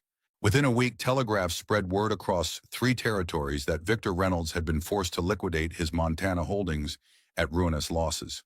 The Helena Independent ran a front-page expose detailing his attempts to manipulate the Railroad Commission through bribery and intimidation. 2 commissioners resigned in disgrace. Reynolds himself fled east, his empire crumbling, his father's vendetta finally laid to rest. But other news traveled faster. Whispered in saloons from Cheyenne to Seattle, passed between lawmen and outlaws alike. Judgment had returned. Margaret stood on the porch of her cabin watching thunder graze contentedly among a half-dozen young bison, a gift from a rancher in Wyoming who had once been a fugitive Margaret had cleared of false charges. The animals moved with unhurried purpose, their massive frames casting long shadows in the evening light. "Penny for your thoughts," Samuel Mitchell said, as he eased himself onto the bench beside her, moving carefully to avoid pulling at his healing wound. "Not sure they're worth that much." She handed him a cup of coffee. "How's the side? Hurts when I breathe." Mitchell's mouth quirked in a half smile. "Doc says that's a good sign. Means I'm still breathing." They sat in companionable silence, watching the sun sink toward the western ridge. 3 weeks had passed since Reynolds' defeat each day, bringing small but meaningful changes to the valley and to Margaret herself. "Railroad Commission made its recommendation this morning," Mitchell said finally. "Northern route through the valley, just as we proposed. Respectful of existing homesteads while still providing the essential connection to markets. When's construction begin? Spring thaw, give or take. They'll need to survey the final path first." Margaret nodded, calculating the implications. The railroad would bring change, more settlers, more commerce, more law. The frontier was closing, just as she'd sensed 20 years ago, when she'd chosen to disappear. "Speaking of surveys," Mitchell continued, "I had a visitor yesterday, U.S. Marshal from Helena. Seems someone's been asking questions about the old bounties on Judgment." Margaret stiffened slightly. "Reynolds, no, territory itself. They're reviewing all outstanding warrants older than 15 years. Seems the governor's had a change of heart about frontier justice, now that civilization's pushing through." "What kind of change?" Mitchell set down his cup, the ghost of a smile playing across his weathered face. The kind that includes amnesty for certain bounty hunters who might have operated outside strict legal boundaries but served the greater good, particularly those who've led exemplary lives since. Margaret absorbed this, a weight she'd carried for 2 decades beginning to lift. Official documents should arrive next week, Mitchell added. Seems you've got friends in high places now. Or old enemies who'd rather close the book than reopen old wounds. Margaret replied, though, without rancor. Frontier politics were pragmatic above all else. Better to pardon a legendary bounty hunter who'd returned to render justice once more than risk the embarrassment of failing to capture her again, or worse, creating a martyr. Either way, Mitchell said, you're free. Officially free. Free. The word resonated strangely. For 20 years, Margaret had lived with the knowledge that discovery meant ruin, that her peace was contingent on maintaining her facade. Now that mask could be set aside, neither hidden nor destroyed, but acknowledged as part of who she truly was. What will you do now? Mitchell asked, voicing the question that had occupied her thoughts since Reynolds' defeat. Before she could answer, the sound of approaching horses drew their attention. 3 riders appeared on the main trail, moving at an easy trot. Company. Mitchell observed his hand instinctively moving toward the pistol he still wore despite his injury. Expected company. Margaret corrected, recognizing Hannah Silver's distinctive posture, even at a distance. She rose to greet them as they dismounted in the yard. Hannah Franklin Davis, and between them a stranger, a young man in an ill-fitting suit clutching a leather satchel with the nervous energy of someone unused to frontier conditions. Mrs. Stone, Hannah said formally, though a hint of amusement danced in her dark eyes. May I present Mr. Elliot James, representative of the Territorial Governor's Office. The young man stepped forward, extending his hand with awkward eagerness. Mrs. Stone, an honor to meet you. Truly an honor. Margaret accepted the handshake, assessing him with a glance. City-bred, educated Ernest, likely a clerk or junior assistant, sent on an errand too delicate for telegraph wires. What brings the governor's office to my doorstep, Mr. James? The young man fumbled with his satchel, producing a sealed envelope. Governor Taylor sends his regards along with this preliminary offer, subject to your acceptance, of course. Margaret took the envelope, breaking the wax seal with her thumb. As she scanned the contents, her eyebrows rose incrementally. The governor seems to have developed a sudden interest in my professional background, she commented dryly. Yes, ma'am. James nodded with increasing animation. Recent events have highlighted certain deficiencies in our territorial law enforcement capabilities. The governor believes someone with your particular expertise could be instrumental in addressing these shortcomings. Margaret glanced at Franklin and Hannah, who watched with matching expressions of barely suppressed satisfaction. They'd known about this before she did. The governor wants to hire judgment, she clarified, to train territorial marshals. Not just train them, James corrected eagerly. To establish and oversee an entirely new division. Special deputies authorized to pursue cases across county lines. Professional manhunters with legal standing. Bounty hunters with badges, Mitchell translated from the porch. In a manner of speaking, James conceded, though with proper oversight and adherence to territorial statutes, naturally. Margaret refolded the letter, considering the implications. The governor was offering her legitimacy a chance to transform what she'd built as judgment into something that could survive in the changing frontier. No longer operating in the shadows, but fully sanctioned her methods and expertise, formalized, preserved. Why me? She asked, though she suspected the answer. Surely there are qualified lawmen who haven't spent 20 years in hiding. James shifted uncomfortably. The governor believes your unique perspective would be invaluable. You've operated on both sides of the law. You understand not just how to catch fugitives, but how their minds work. And, he added, lowering his voice slightly, we face unprecedented challenges. Criminal organizations from the East are expanding westward, bringing sophisticated methods our current lawmen aren't equipped to counter. The position requires 3 months in Helena initially, he continued, apparently encouraged by Margaret's thoughtful silence. The rest could be managed from here if you prefer. The railroad would make travel convenient once completed. Margaret gazed out over her land, considering the proposition. The past months had taught her that her 2 identities weren't warring halves, but complementary strengths. Margaret Stone's patience and perseverance balanced judgment's decisive action and unyielding justice. Together they formed something more powerful than either could be alone. What would Thomas think? She mused aloud, her question directed partly to herself. He'd be proud, Hannah answered without hesitation. He always said you were wasted on this homestead alone. Mitchell nodded agreement. He understood before any of us that your talent served justice even when the law couldn't. Margaret turned the governor's letter over in her hands, weighing not just the offer, but the path that had led her here. From feared bounty hunter to solitary widow to something new, something integrated and whole. The confrontation with Reynolds had forced her to reclaim pieces of herself long suppressed, but in doing so she had discovered that Margaret Stone wasn't merely a disguise judgment had adopted. She was an authentic evolution, a natural growth from warrior to teacher. Tell the governor I'll consider his offer, she told James finally, but I have conditions of my own. His face brightened. Of course he anticipated as much. Perhaps we could discuss, not today. Margaret's tone was firm but not unkind. Return to Helena. Tell the governor I'll send my terms within the week. James seemed about to protest but thought better of it, nodding instead. Yes, Mrs. Stone. I'll inform him of your interest.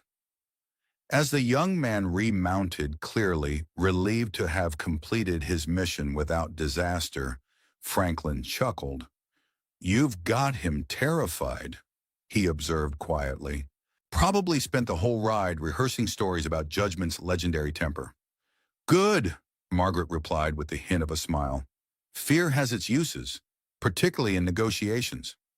They watched James ride away, his posture already relaxing, as he put distance between himself and the woman whose reputation had preceded her. You're going to accept, Hannah said. It wasn't a question. Margaret nodded slowly. With modifications.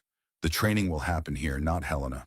I've no desire to spend 3 months in a city, and I'll select the candidates personally. No political appointments, no nepotism. Building your own operation again, Mitchell observed from the porch. Not my operation, Margaret corrected. Something that will outlast me. Something Thomas would have recognized as both justice and law. As twilight deepened across the valley, Margaret considered the future unfolding before her. Not a return to her past as judgment, nor a continuation of her isolated existence as Margaret Stone, but a synthesis, a third path that honored both while becoming something entirely new.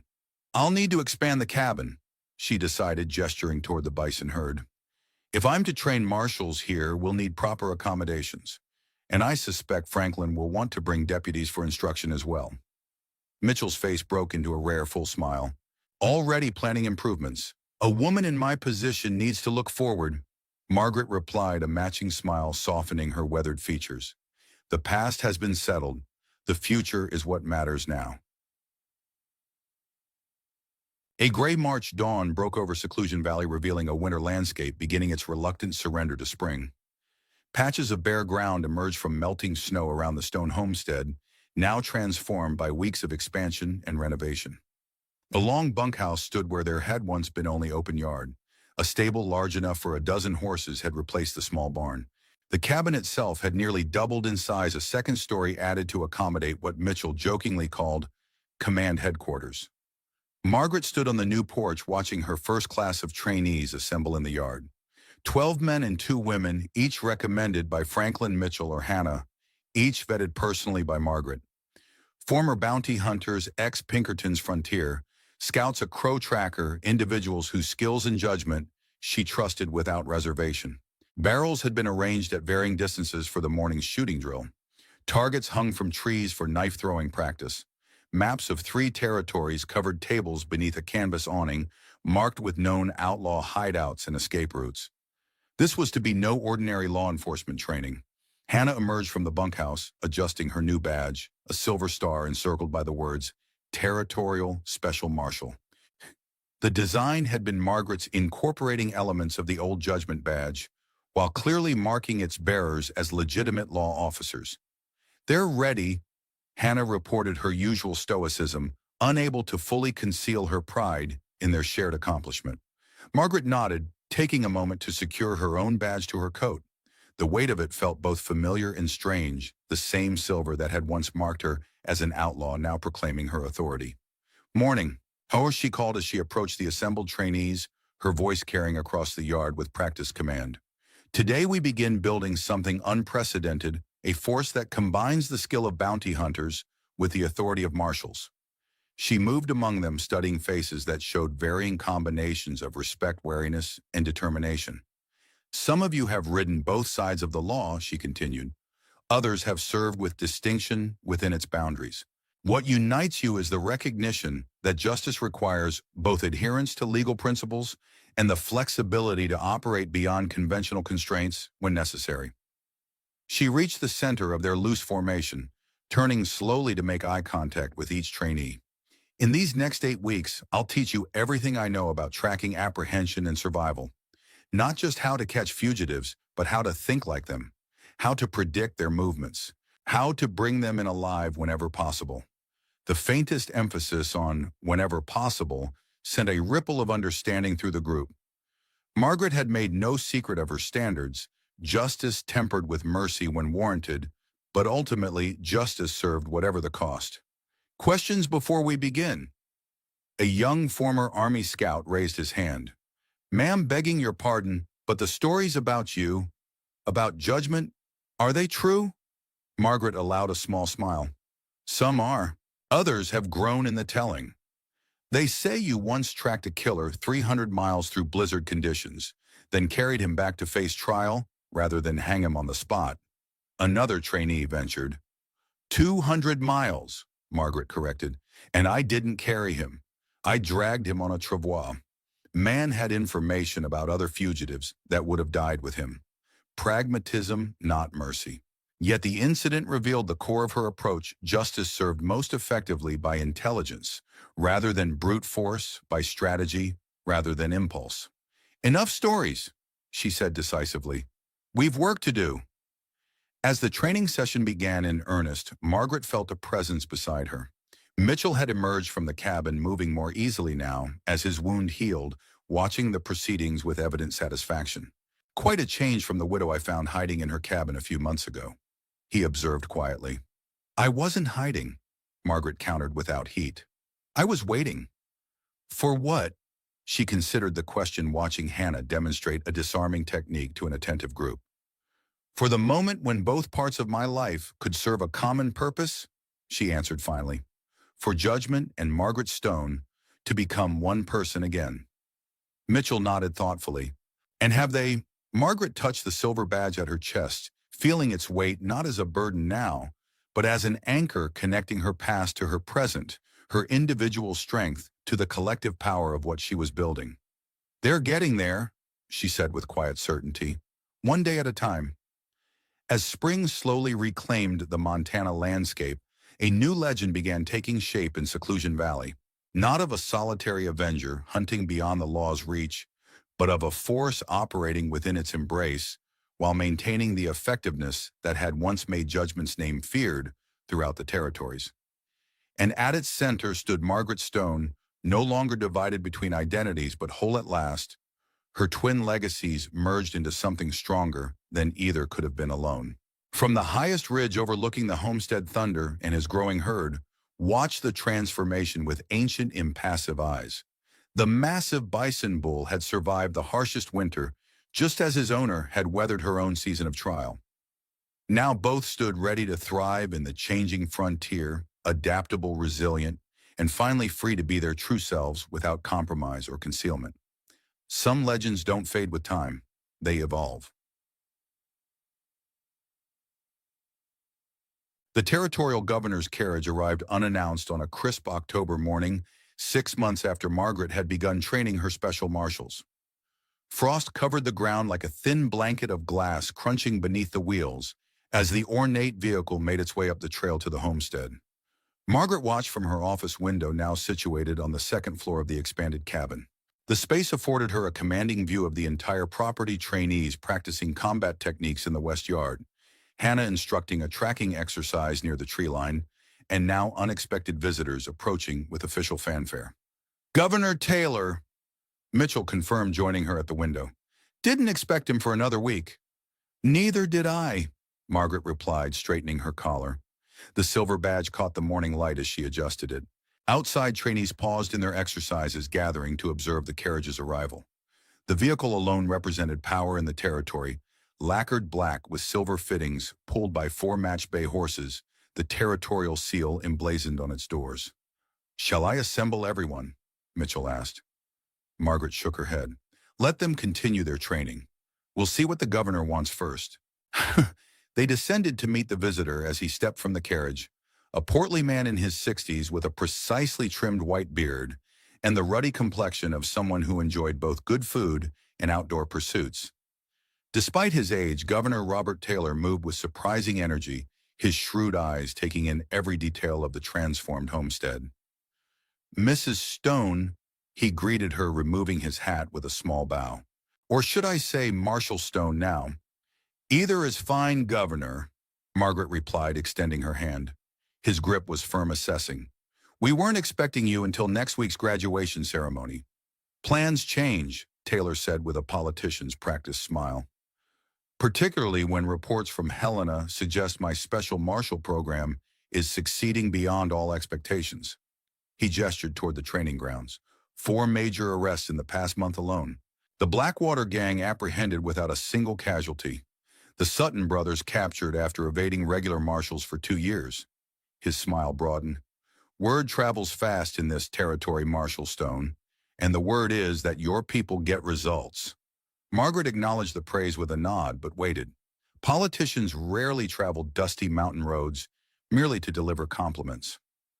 "I'd be interested in observing today's training if you don't mind," Taylor continued, "and perhaps discussing certain developments in Helena that might interest you." "Of course," Margaret gestured toward the main cabin. "Commissioner Mitchell and I were just reviewing this week's curriculum. Perhaps you join us." The governor's aide retrieved a leather portfolio from the carriage before following them inside. The cabin's interior had been transformed as thoroughly as its exterior. A large central room now served as both meeting space and dining hall, with Margaret's private quarters at the rear and smaller rooms for administrative purposes. Maps lined the walls alongside wanted posters and territorial bulletins. "Impressive operation," Taylor observed, accepting the seat Mitchell offered at the large oak table dominating the room. "Hard to believe this was a struggling homestead just months ago." "Sorry. Hard work and good people make the difference," Margaret replied, taking her seat across from him. "Now what developments bring you to Seclusion Valley ahead of schedule, Governor?" Taylor nodded to his aide, who placed the portfolio on the table and withdrew several official-looking documents. "The territorial legislature has approved permanent funding for your special marshal program," Taylor announced without preamble. "Based on your early successes, they've authorized expansion 3 additional training facilities modeled after this one, stationed strategically throughout the territory." Margaret exchanged glances with Mitchell. This was welcome news, but hardly required the governor's personal delivery.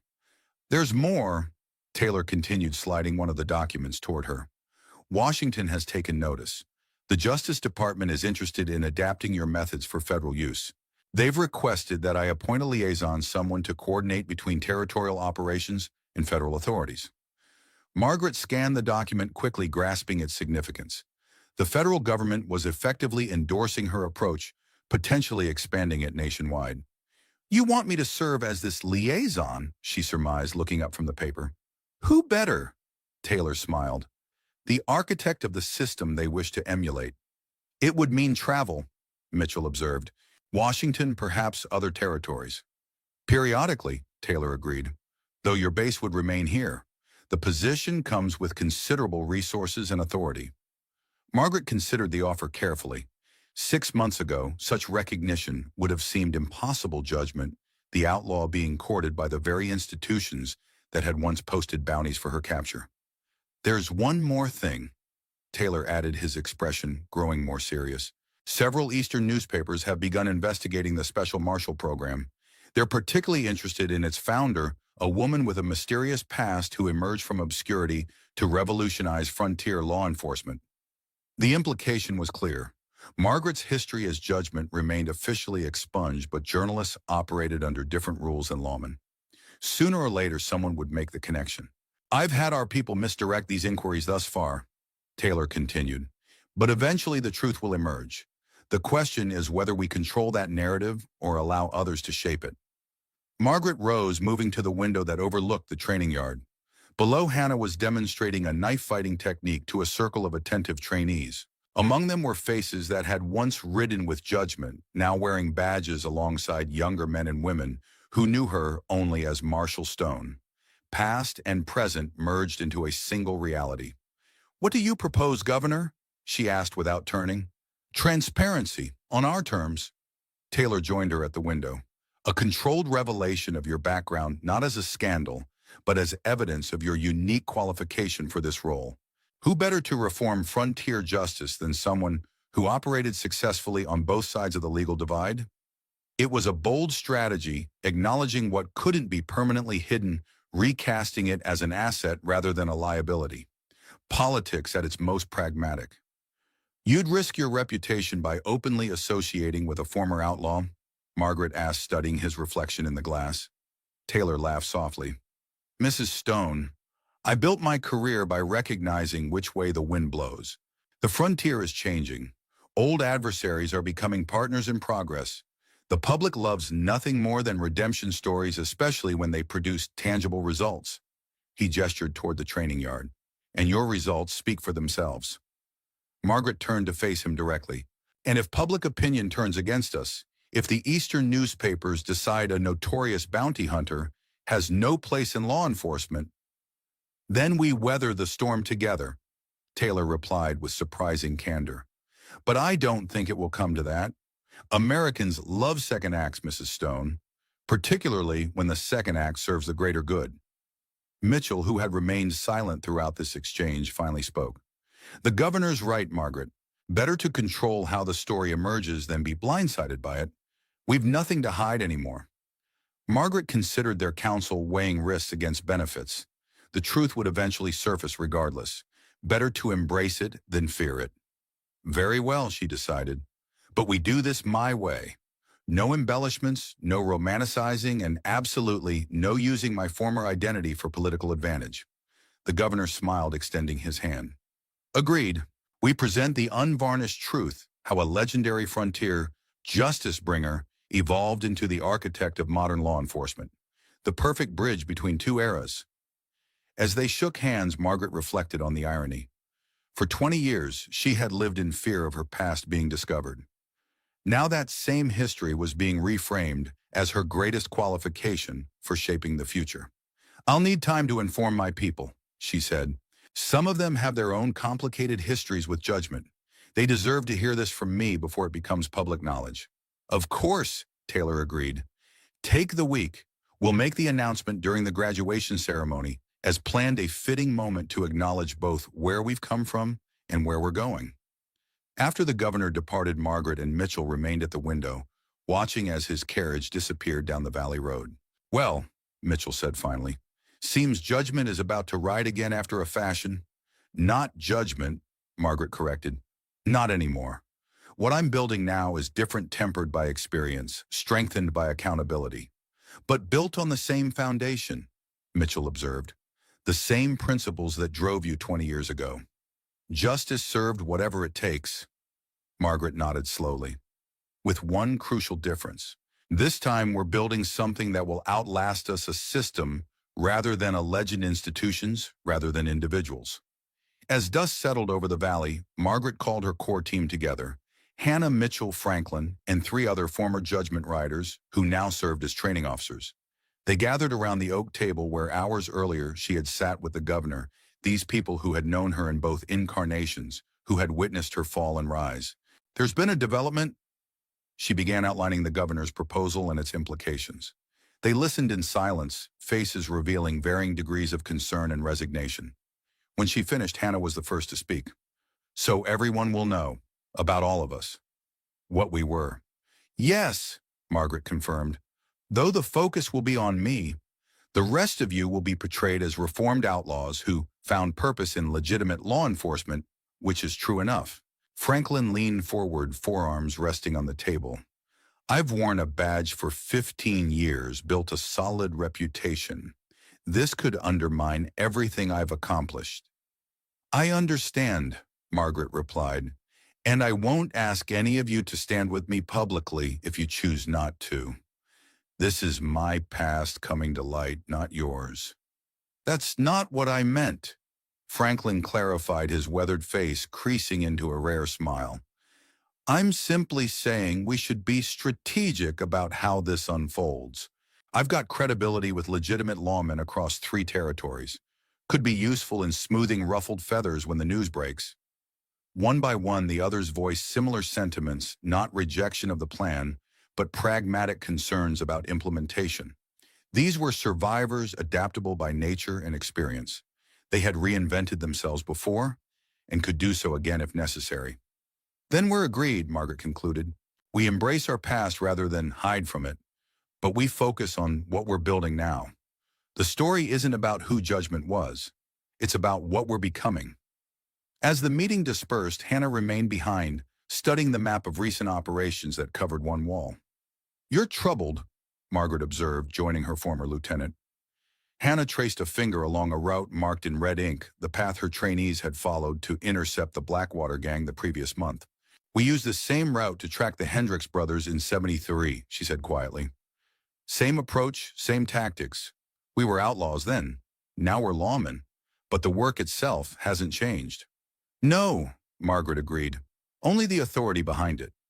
Does that bother you? Hannah asked, turning to face her. That the only real difference is a piece of silver on our chests? Margaret considered the question carefully.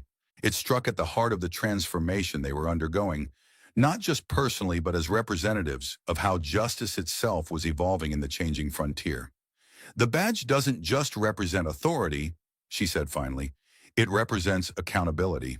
Judgment answered to no one, which gave us freedom, but also left room for error for excess. What we're building now includes checks on our power systems to ensure we serve justice, rather than personal vendettas. She moved to the window, gazing out at the darkening valley. Thomas understood this long before I did. He believed in the law not because it was perfect, but because it could be improved from within. That's what we're doing now, bringing the best of what Judgment stood for into a framework that can survive and grow beyond any one person's vision. Hannah joined her at the window, her skepticism not entirely dispelled, but softened by Margaret's conviction.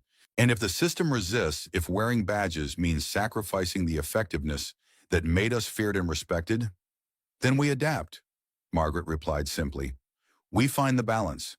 That's the real challenge ahead, maintaining our principles while working within institutions that sometimes oppose them. As they stood there the first evening, stars appeared above the mountain ridge, the same stars that had guided Judgment on countless hunts across the territories, now illuminating a different path forward. Whatever comes, Margaret added softly, we face it together. That was always Judgment's real strength, not one hunter, but many bound by shared purpose and loyalty. Hannah nodded, a fragment of her old fierce loyalty showing through her customary reserve. Together then, whatever comes. The graduation ceremony exceeded even the governor's expectations. Territorial officials, local dignitaries, and newspaper correspondents gathered to witness 14 newly minted special marshals receive their badges and assignments. The event marked not just their completion of training, but the official recognition of Margaret's program as a permanent feature of territorial law enforcement. Standing on the platform erected for the occasion, Margaret surveyed the assembled crowd. Townspeople from Promise Creek mingled with ranchers from outlying areas, all drawn by curiosity about the mysterious operation that had transformed a remote homestead into what one Helena newspaper had dubbed the frontier's most advanced law enforcement academy. Among the spectators, she noted several faces from her past former fugitives. She had captured reformed outlaws who had begun new lives, even a few bounty hunters who had once competed with Judgment for the same targets. They watched with expressions ranging from wary respect to outright amazement, still adjusting to the sight of their former adversary, standing alongside the territorial governor. Citizens of Montana Territory. Governor Taylor began his address, voice carrying across the hushed gathering. We stand today at a crossroads in our history. As civilization pushes westward, the old methods of frontier justice must evolve. Yet we cannot lose the effectiveness, the determination that tamed these wild lands.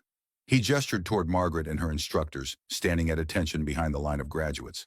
In Marshal Margaret Stone and her special deputies, we have found that rare synthesis, the skill and courage of frontier justice bringers, combined with the legal authority and accountability of modern law enforcement. A bridge between what was and what will be. The crowd murmured approval, though Margaret noted certain officials shifting uncomfortably at the governor's rhetoric. Taylor was preparing them for the revelation to come, laying groundwork for acceptance rather than shock. Today, as we commission these new marshals, he continued, I believe it's time to acknowledge the unique journey that brought their commander to this moment, a journey that reflects our territory's own path from lawlessness to order. The governor turned toward Margaret, extending his hand in invitation. She stepped forward, her silver badge catching the sunlight as she moved to the podium. For a moment, she surveyed the gathering, identifying allies and potential opponents, calculating risks and advantages, the automatic assessment of a hunter, even after all these years. Then she set those instincts aside, choosing instead the directness that had always been her true strength. Many of you know me as Margaret Stone. She began, her voice steady and clear. Widow of Thomas Stone, homesteader in Seclusion Valley. Others know me as the founder of this training program for special marshals. But there was a time 20 years ago when I was known by another name entirely. A ripple of anticipation moved through the crowd. Those who had suspected now leaned forward in confirmation. Those hearing the rumors for the first time exchanged puzzled glances. I was called Judgment, Margaret stated without embellishment. I led a company of bounty hunters across these territories, bringing in fugitives that traditional law enforcement couldn't or wouldn't pursue. The declaration hung in the air for a long moment. Some in the crowd gasped. Others nodded in dawning recognition. A few reached instinctively for weapons before catching themselves, old reflexes dying hard. I operated outside the law. Margaret continued, believing justice sometimes required freedom from legal constraints. I was wrong about that, or at least incomplete in my understanding. She glanced briefly at Mitchell, who nodded encouragement from his position among the training staff. 20 years ago, I met a territorial ranger named Thomas Stone. He was sent to capture me, but instead offered me a choice to continue as I was until inevitably brought down or to begin anew, to channel my skills toward building something better than either outlaw justice or rigid law could provide alone. Governor Taylor stepped forward, placing a hand on her shoulder in a calculated show of support. Marshal Stone's past makes her uniquely qualified for her current role, he interjected. Who better to train those who pursue justice than someone who has seen its application from every perspective? The territorial government not only acknowledges her former identity, but considers it an asset to our evolving legal system. Political maneuvering at its finest, Margaret thought, recognizing how Taylor was reframing potential scandal as inspired appointment. Still, his support mattered. It transformed what could have been a devastating revelation into a carefully managed transition. The methods I teach, she continued, reclaiming the narrative, are drawn from 2 decades as Judgment and another 2 as Margaret Stone. They combine the effectiveness of frontier justice with the restraint and accountability of legal authority. The special marshals standing before you represent this balanced approach, relentless in pursuit but measured in application. She gestured toward the graduates, their expressions a mixture of pride and apprehension as they realized the full weight of their new association. Judge us not by my past or by flowery promises, Margaret concluded, but by results. By fugitives captured alive who once would have been shot, by justice delivered to communities long ignored by distant courts, by a system that works within the law to ensure its protections extend to every citizen, no matter how remote their homestead or humble their station. As she stepped back from the podium, the crowd's reaction remained uncertain murmurs, rather than applause, assessment, rather than immediate acceptance. Governor Taylor quickly moved to fill the vacuum, calling each graduate forward to receive their badge and assignment, redirecting attention from Margaret's revelation to the ceremony itself. By the time the last badge was pinned, the atmosphere had shifted subtly. Initial shock gave way to pragmatic frontier thinking. Results mattered more than history. If judgment had become a force for ordered justice rather than chaotic vengeance, most were willing to withhold judgment until her accomplishments could be evaluated. After the ceremony, as the crowd dispersed toward tables laden with food and drink, Margaret found herself approached by a striking woman in her 30s, expensively dressed in the latest Eastern fashion. She carried a leather-bound notebook and moved with the confident purpose of someone accustomed to asking uncomfortable questions. Marshall Stone, she introduced herself, extending a gloved hand. Clarissa Weber, Chicago Tribune. I wonder if you might spare a few moments for an interview. Margaret had expected this. Governor Taylor had warned that Eastern newspapers would take particular interest in her story, especially after today's revelation. Miss Weber, she acknowledged, shaking the offered hand. You're a long way from Chicago.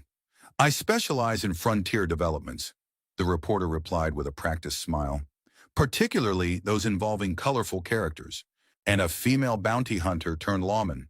That's a story my readers will devour. I'm not interested in sensation, Miss Weber. Neither am I, the reporter countered, though her expression suggested otherwise. I'm interested in truth. Your transformation from outlaw to authority represents a larger pattern in Western development. Individual justice giving way to institutional law. It's a compelling narrative with significant cultural implications. Despite her wariness, Margaret found herself intrigued by the woman's framing. Most reporters she'd encountered sought simplistic stories of gunfights and vengeance. This one appeared to understand the broader context of what was occurring. Walk with me, Margaret decided, gesturing toward the ridge path that offered some privacy while remaining visible to her people. No sense creating additional gossip by closeting herself with an Eastern journalist. Governor Taylor presents your appointment as inspired strategy. Weber began as they walked, flipping open her notebook. Critics might call it political cynicism, co-opting a notorious outlaw to prevent embarrassment should your identity be revealed independently. Your perspective, direct, blunt. Margaret appreciated the approach even as she recognized its danger. The governor's motivations are his own, she replied carefully. Mine are straightforward. I built something as judgment that served a purpose in its time-effective justice when legal structures failed. Now I'm building something more sustainable, more balanced. If my past makes that construction more effective, so be it. Weber made quick notations without looking at her page, maintaining eye contact with Margaret. And the irony of hunting those who break the law after having done so yourself? How do you reconcile that? What law did I break exactly? Margaret countered. Pursuing fugitives without a badge. That wasn't illegal 20 years ago, merely unofficial. The bounties on judgment were political, not criminal. Powerful men embarrassed by my effectiveness. So you've never killed unlawfully, never overstepped in pursuit of what you deem justice. A test question designed to provoke either defensive denial or damaging admission.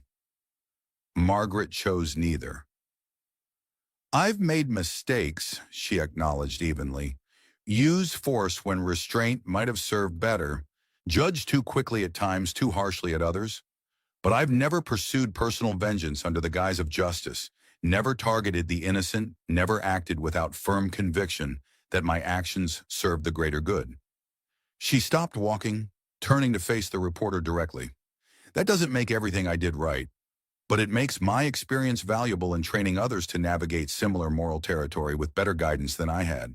Weber studied her for a long moment, assessing the response. Your candor is refreshing, Marshall. Most officials I interview offer only polished half-truths. I've no interest in politics, Miss Weber, only in results. That much seems clear. The reporter glanced back toward the graduation ceremony, now transitioning into informal celebration. And your deputies? How many are former associates from your judgment days? Some, Margaret confirmed without elaboration. Others come from traditional law enforcement military backgrounds, even reformed outlaws. Diverse perspectives strengthen our approach. And the woman Hannah Silver, I believe, your second in command, appears to be of Native heritage. Unusual for such a position. Margaret's expression cooled noticeably. Deputy Marshal Silver is half Blackfoot. She's also the finest tracker in 3 territories and has served as my most trusted lieutenant for over 2 decades. Her heritage is irrelevant to her qualifications. Weber smiled slightly at the protective response. Actually, I find it one of the more progressive aspects of your operation. Few official organizations would place a woman of mixed heritage in such authority. We promote based on ability, not ancestry, Margaret replied, though her tone softened slightly. Another advantage of starting fresh rather than inheriting outdated prejudices. They had reached the ridge summit, offering a commanding view of the homestead, now transformed into a proper training facility, and the gathered crowd below. From this vantage point, the evolution was starkly visible. What had begun as a solitary widow's struggle for survival had become a community centered around shared purpose. One final question, if I may, Weber said, closing her notebook. Your husband Thomas Stone, the ranger who offered you a chance at a new life. What would he think of all this, of judgment returning to public view, albeit in transformed capacity? The question caught Margaret off guard with its unexpected perception. Most would have focused on more sensational aspects of her revelation. This struck at the personal heart of her journey. Thomas believed in redemption, she answered after a thoughtful pause. Not the kind that erases the past, but the kind that builds upon it. He saw potential in judgment that I couldn't recognize myself, not just for capturing fugitives, but for reshaping how justice functions in changing times. She gazed across the valley toward the small cemetery where Thomas rested, alongside other settlers who had not survived the harsh Montana winters. He'd be pleased, I think, not because of recognition or authority, but because what we're building honors both sides of the justice he believed in, effective but merciful, strong but accountable. Weber nodded, making a final notation before tucking her notebook away. Thank you, Marshal Stone. You've given me much to consider. As they returned to the gathering, the reporter paused one last time. For what it's worth, I believe your approach represents the future of frontier justice. Neither vigilantism nor rigid Eastern legalism, but a pragmatic synthesis suited to Western realities. I'll do my best to convey that in my article. Margaret watched Weber move through the crowd, already engaging Governor Taylor in what appeared to be an equally direct conversation. The woman was dangerous in her own way, perceptive, determined, wielding the power of Eastern opinion, but she might also prove a valuable ally in shaping how Margaret's revelation was received beyond Montana's borders. As the celebration continued into early evening, Margaret found moments to connect with each of her graduating deputies, offering final guidance before they departed for their assignments across the territory. To some, she provided tactical advice. To others, philosophical perspective. To all, a reminder of the balance they must maintain between effectiveness and restraint. Remember, as she told them as darkness fell and lanterns illuminated the yard, you carry 2 badges now, the silver star on your chest, visible to all, and the memory of what we've built here, visible only to you. Let both guide your actions. When the last guest had departed and only her core staff remained, Margaret stood on the porch of the main cabin, watching as Hannah supervised the cleanup. Mitchell joined her, offering a cup of coffee laced with something stronger. Went better than expected, he observed, leaning against the porch rail. No outraged citizens, no calls for your arrest. Governor's strategy seems to be working. For now, Margaret agreed, accepting the cup. The real test comes when these deputies face their first real challenges in the field. Results, not words, will determine whether judgment's resurrection is accepted or rejected. You've trained them well, Mitchell assured her. They understand what's at stake, not just their missions, but the future of this entire approach. Margaret sipped her coffee, letting the whiskey's warmth spread through her. It's strange, Samuel. For 20 years, I lived in fear of my past being discovered. Now it's publicly acknowledged, even celebrated in some quarters. I'm not sure whether to be relieved or suspicious. Mitchell chuckled softly. Both, probably. The frontier's changing, but human nature remains constant. There will always be those who resent your methods, your effectiveness. The difference now is you've got official sanction to counter their objections. From the yard below came the sound of laughter, Hannah and Franklin sharing some private joke as they directed the younger deputies in dismantling the ceremony platform. These people who had stood with Margaret through both incarnations, who understood the significance of what they were building together. "We're not just training marshals," Margaret said quietly. "We're creating a legacy, something that will remain when we're gone." "Isn't that what you wanted?" Mitchell asked. "Something more permanent than Judgment's reputation." "Yes," she acknowledged, "but I never expected it to take this form, official sanction, expanded beyond my direct control. It's like watching a child grow into something both familiar and unrecognizable." The image of Thunder appeared in her mind, the massive bison bull who had survived against all odds, now leading a growing herd across her expanded property. Wild yet domesticated, powerful yet purposeful, a fitting symbol for what she herself had become. "Whatever form it takes," Mitchell said, following her gaze toward the darkened pasture where the bison herd bedded down. "It carries your imprint, Judgment's determination coupled with Margaret Stone's wisdom. That's a powerful combination." As the last of the cleanup concluded and her people retired to the bunkhouse, Margaret remained on the porch contemplating the stars emerging above the mountain ridge. The same stars that had guided her during countless manhunts now illuminated a different path, no less challenging but offering different rewards. The silver badge she wore caught moonlight as she finally turned toward her own quarters.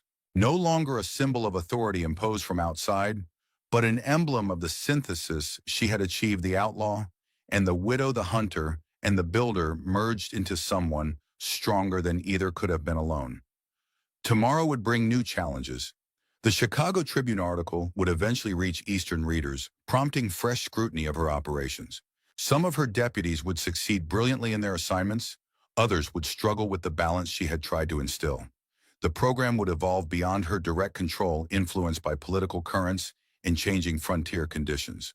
But tonight, in this moment of transition between revelation and whatever came next, Margaret Stone, once known as Judgment, now recognized as both, allowed herself a rare moment of completion. Not perfect resolution, for life offered no such certainty, but the satisfaction of a circle closing a journey, advancing to its next logical stage. She had faced her past and found not an adversary but an ally. The confrontation had not destroyed her, but revealed her true strength, not as a divided soul, but as an integrated whole, drawing power from both aspects of her history. In the distance, Thunder's distinctive call echoed across the valley, not a cry of distress, but a declaration of presence, of territory claimed and defended. Margaret smiled at the sound. Some things remained constant, regardless of how the world around them changed. The hunt, the homestead, the uncompromising pursuit of justice, tempered by growing wisdom. These were her constants, carried from one life into another, strengthened rather than diminished by acknowledgement of their origins. And in that knowledge, Margaret Stone, bounty hunter, widow, martial mentor, found a peace she had not known in 20 years.